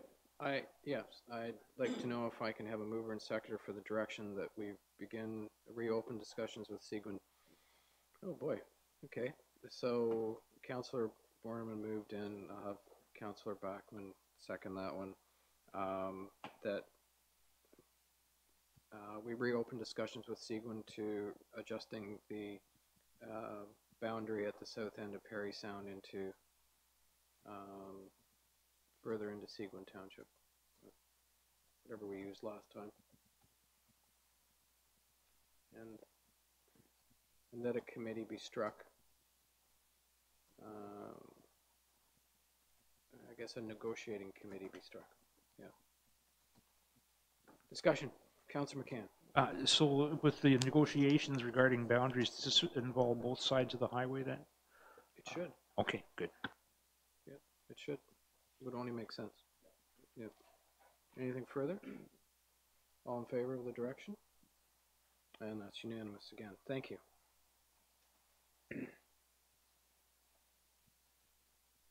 Okay, we're good. Okay. Item 922, moved by Councillor Horn and seconded by Councillor Keith, that the Council of the Town of Parry Sound supports the concept of pop-up patios, licensed and unlicensed, for the downtown area, and further that the Director of Development and Productive Services develop with the DBA a set of guiding principles to encourage the establishment of pop-up patios in the downtown area. Discussion. Councillor Bachman. I think it's a wonderful idea. I have many through your worship. I think it's a great idea. A lot of businesses have expressed interest in that. There's lots of pop-up patios just outside of Parry Sound. If you go to Huntsville and Barrie, you see them. Now, one of the things I just want to make note in promoting this, or this sounds like the DBA is going to work on a plan to promote this to its downtown businesses. Now, is this something that we can maybe advise them or inform them that the facade improvement program is available through and I'm just wondering if that was a funding opportunity that would fall in to help businesses implement this. Okay. Chief? Through you, Mr. Mayor, that's quite an interesting concept. And Taylor administers the facade improvement program, and he and I actually didn't come up with any thoughts with regards to that. So now that you've brought it up, Councillor, I'll discuss this with Taylor and see if there's an opportunity actually that we could tie the two programs together, pardon me. I think that's quite interesting. Yeah, one of the eligibility falls under site plan drawings, so that was just one that I see would have to happen if a business was going to implement this. So yeah, I think it's important. I believe in our strategic, our newsletter, we had about 4 businesses, if I recall, in that newsletter last year that applied for that. So maybe there's more opportunity to expand that across the businesses. Thank you. Good. Good. Councillor McCann. Yes, Mr. Thompson. Is there, I guess with the pop-up patios, they would temporarily take up a parking spot then on James or one of the other side streets? Through you, Mr. Mayor, that is the intent of how most pop-up patio programs work, is that they would take up either 1 or 2 spots directly in front of the businesses. I've spoken with bylaw enforcement officer, and we believe we can put together some guiding principles that would allow for that to happen, and that the benefit would outweigh the detraction of losing those parking spots. So there may be other solutions to guiding pedestrians around certain areas, and we would explore those as well. However, most pop-up patio programs do utilize parking spaces to guide pedestrians around the pop-up patios. Follow up then, is there a limit or a policy as to how many spaces a merchant could take? Through you, Mr. Mayor. Most definitely, this is going to be a collaborative approach to these guiding principles. I've already spoken to Mr. Brown as well as April. All departments are going to play a part, including a big player as the DBA, in developing these guiding principles, because it has an impact broadly across our organization as well as broadly across the community.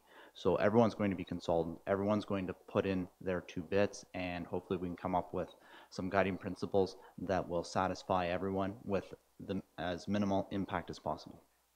Great, thank you. Okay. Thanks. Councillor Keith? Yes, Mr. Thompson. So in examining those guiding principles, will one also be examining if there will be any concerns for fire safety issues? And also, I like the idea, but I'm also thinking if you have a pop-up patio and it's there for the summer, shall we say, is there any thought that they're going to pay for a special permit, some sort of tax or something? Because it seems to me that that should be included in they're using the land there, and I think that the businesses that are concrete and mortar, they pay taxes, so I think there should be some sort of tax or permit or something. Will that be examined also? Through you, Mr. Mayor.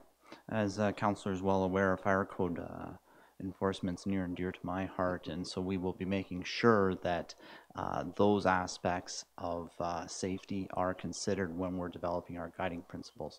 With regards to costs associated with the pop-up patios, there's numerous costs that need to be explored through the development of the guiding principles. One most definitely of those costs is the parking spaces. Mr. Brown and I have already had preliminary discussions on what are the costs of parking spaces, how are we going to try to incorporate that into it. Is it through a permit process? Is it through buying of the parking spaces for a set period of time.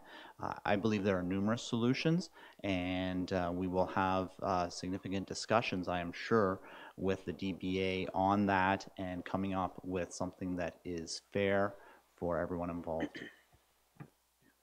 I just, before I get to Councillor Horn and then Councillor Borneman, I'm sure that there's a number of examples already that we can draw from, you know, in Port Credit area of Mississauga, there's pop-up patios there as well as many other locations, so we can certainly draw on those particular areas too, or whatever, so that we can see what other places are doing.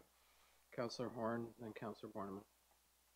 Thank you. Would you entertain in discussions with the DBA of just making a pedestrian walkway from Seguin to Mary Street, so no traffic?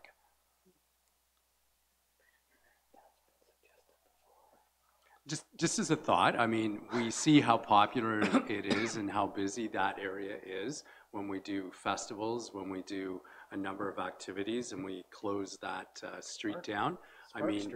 Spark Street in Ottawa is a prime example. Many streets around smaller towns have pedestrian walkways in the summer. Just a thought. Through you, Mr. Mayor, I really feel like I'm being set up to take a small little project at this point and turning it into a much larger project. So the intent of this report is to deal with pop-up patios. Yeah, that's right. The utilization of James for such a major project would be quite interesting and probably would entail many more discussions. Yeah. We'll start here. Councillor Borneman. Well, Chief, before you abandon ship with this idea, I would say that the DBA actually, and Mr. Brown can confirm this, those possibilities had been contemplated during the last term, although not followed through with. And I think the other part that may make Councillor Horn's suggestion more valid is accessibility, how you would get folks in wheelchairs or scooters on and off the sidewalk and onto the roadway and then back onto the sidewalk. There are still some pretty significant elevation changes there that wouldn't allow for that. The other thing that council should consider in doing this is facade improvement program hasn't been a feature every year of our budget, and every year that it has been, I think there's been a full uptake. So if we're going to bundle the two together, we need to think about increasing the dollars that we allot to that particular program. I think he's got a lot to think about right now. Yeah. Not just him. Others have to. Yeah. Did you have any comment? Yeah, I do. Through you, Mr. Mayor. I'm a firm believer in, taking an elephant and eating it in really small components. And I think that's about how you can get through any project. And I think, working on pop-up patios and the numerous issues that have been raised tonight as a first step would be a great thing to do. And we can bring back the guiding principles to council and have a more fulsome discussion. And at that point, decide how to move forward. So we'll begin with this? Okay. So any further discussion on these pop-up patios in the downtown area? All in favor? That's carried. Thank you.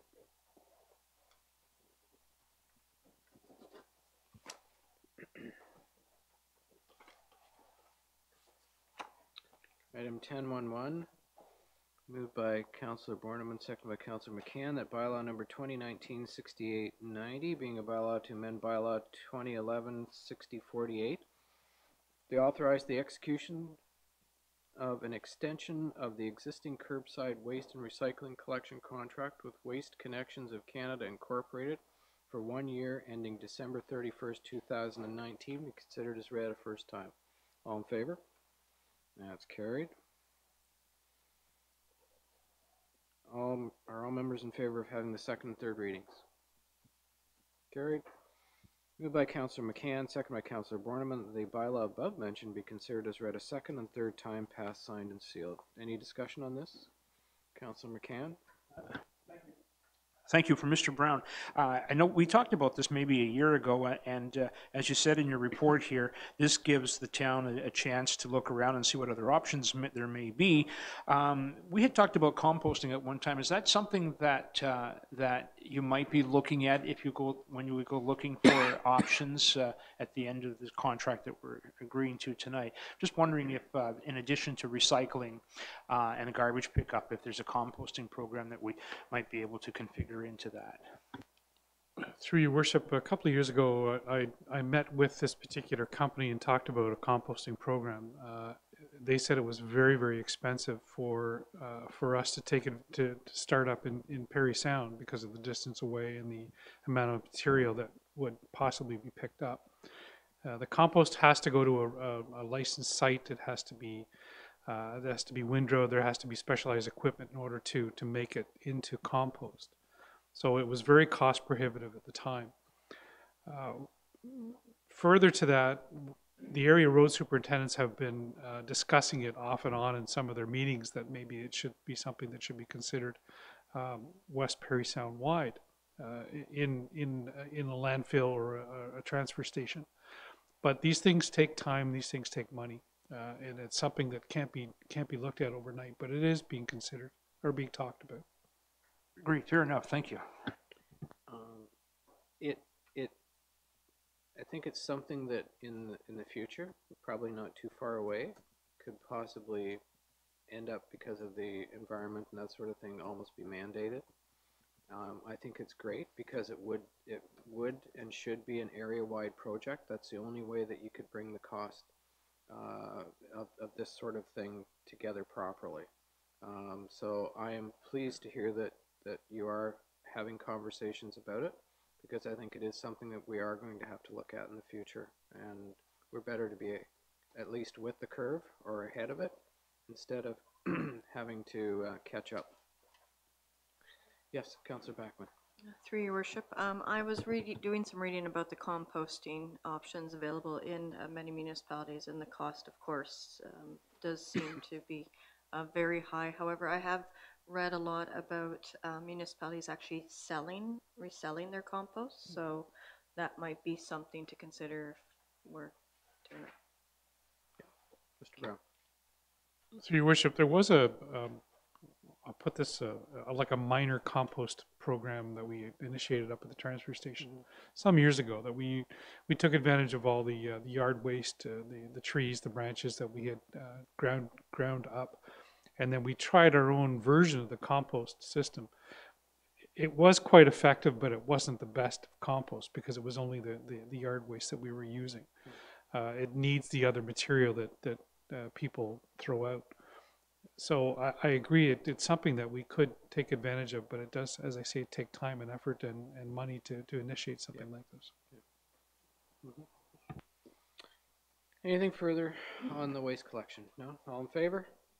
And that's carried. Thank you.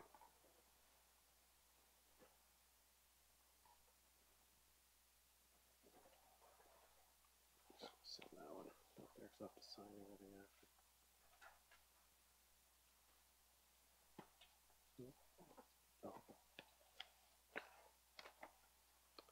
So, moved by Councillor Burden, seconded by Councillor Borneman, that bylaw number 2019-6892 being a bylaw to authorize the execution of a letter of agreement between the Ontario Minister of Transportation and the Town of Parry Sound regarding funding under the dedicated gas tax funds for a public transportation program be considered as read a first time. All in favor? That's carried. All members in favor of having the second and third readings? Carried. Moved by Councillor Burden, seconded by Councillor Borneman, that the bylaw above mentioned be considered as read a second and third time, passed, signed, and sealed. Discussion. Councillor McCann. Yes, this would be for Ms. Gilbert. Give you an opportunity to speak while you're here. But I am interested in, I know that, was it 2 years ago, maybe just a year ago, that we had the this gas tax refund, and we had put it towards the purchase of a special van for Belvedere. Are are we going to be doing something similar with that? Do we have to make a decision within a due time as to what happens with the money that's received? Through you, Mr. Mayor, it is my understanding that any unused funds are to be placed in a reserve fund, which we have done. We do have to report regularly to the funding agency of what we have used the funds for. Historically, since the purchase of the van, we have used the funds for any maintenance that we would be responsible for. I believe that there was a purchase of some tires, winter tires for it.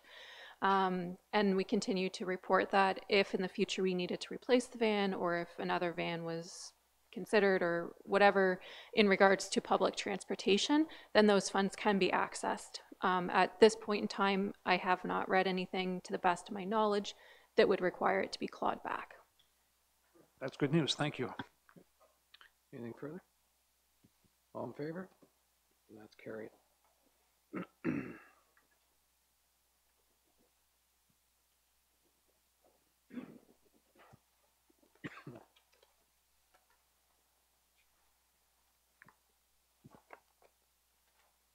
Moved by Councillor Keith, second by Councillor Horn, that bylaw number 2019-6893 being a bylaw to specify the town of Parry Sound's tax policies, including clawback percentage, capping threshold parameters, minimum tax level for new class/new construction, and to exclude certain properties from the capping program for the year 2019 be considered as read a first time. All in favor? That's carried. All members in favor of having the second and third readings? Carried by Councillor Keith and second by Councillor Horn that the bylaw above mentioned be considered as read a second and third time, passed, signed, and sealed. Any discussion? All in favor? That's carried.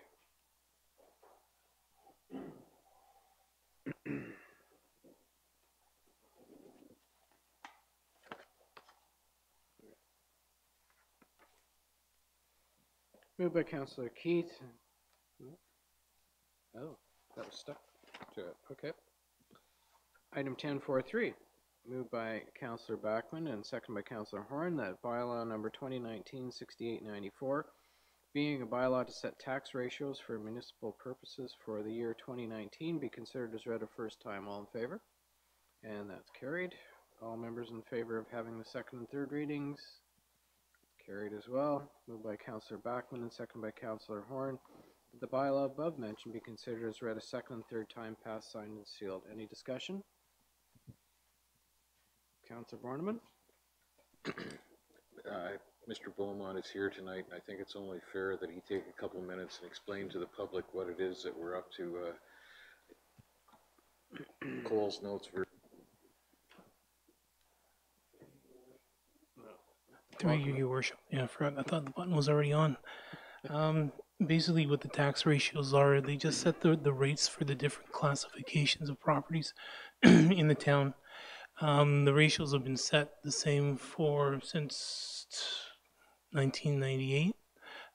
Reason being is right now the ratios are always applied to the residential tax ratio, which is 1.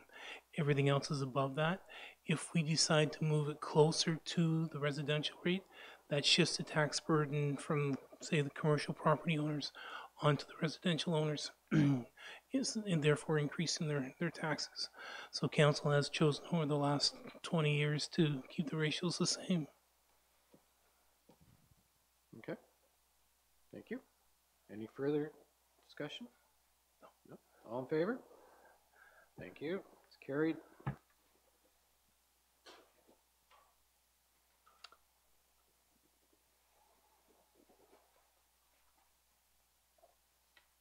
That one now. Okay. Moved by Councillor Keith, second by Councillor Horn, that bylaw number 2019-6895 being a bylaw to confirm the proceedings of council be considered as read a first time. All in favor?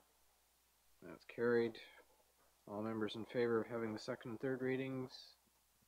That's carried. Moved by Councillor Keith, second by Councillor Horn, that the bylaw above mentioned be considered as read a second and third time, passed, signed, and sealed. All in favor? And that's carried. So, prior to adjourning, I'd like to offer the following information to the public regarding the next council meeting. The next regular meeting of council for the town of Parry Sound is scheduled to take place at 52 Seguin Street in the council chambers located on the top floor. Public access to the building is off Gibson Street, and the next regular meeting of council is Tuesday, February the 19th, 2019. All regular council meetings are held at 7 p.m. on the first and third Tuesday of each month, except January and August, where only one regular meeting is scheduled. Regular and special meetings are now live streamed. Please check news and public notices on our website at www.parrysound.ca for instructions to watch live or to see earlier council meetings. Agendas, changes to the council meeting schedule, and notices of special council meetings will be posted on the town's website at www.parrysound.ca under News and Public Notices prior to a council meeting. The public is able to view an electronic copy of the complete agenda with attachments on the town's website. Just search Council Calendar and the date of the meeting. Should you wish to receive the combined agenda via email, you may make that request on our website or contact the clerk at the municipal office. The minutes of the council meetings will be posted within 2 days after the council meeting on the town's website and on the bulletin board located in the municipal office entrance. Your TV will continue to air the regular Parry Sound Council meetings on Saturday at 9:30 a.m. following a regular council meeting. For Cogeco listings, contact www.yourtv. Thank you, everyone, and have a good night.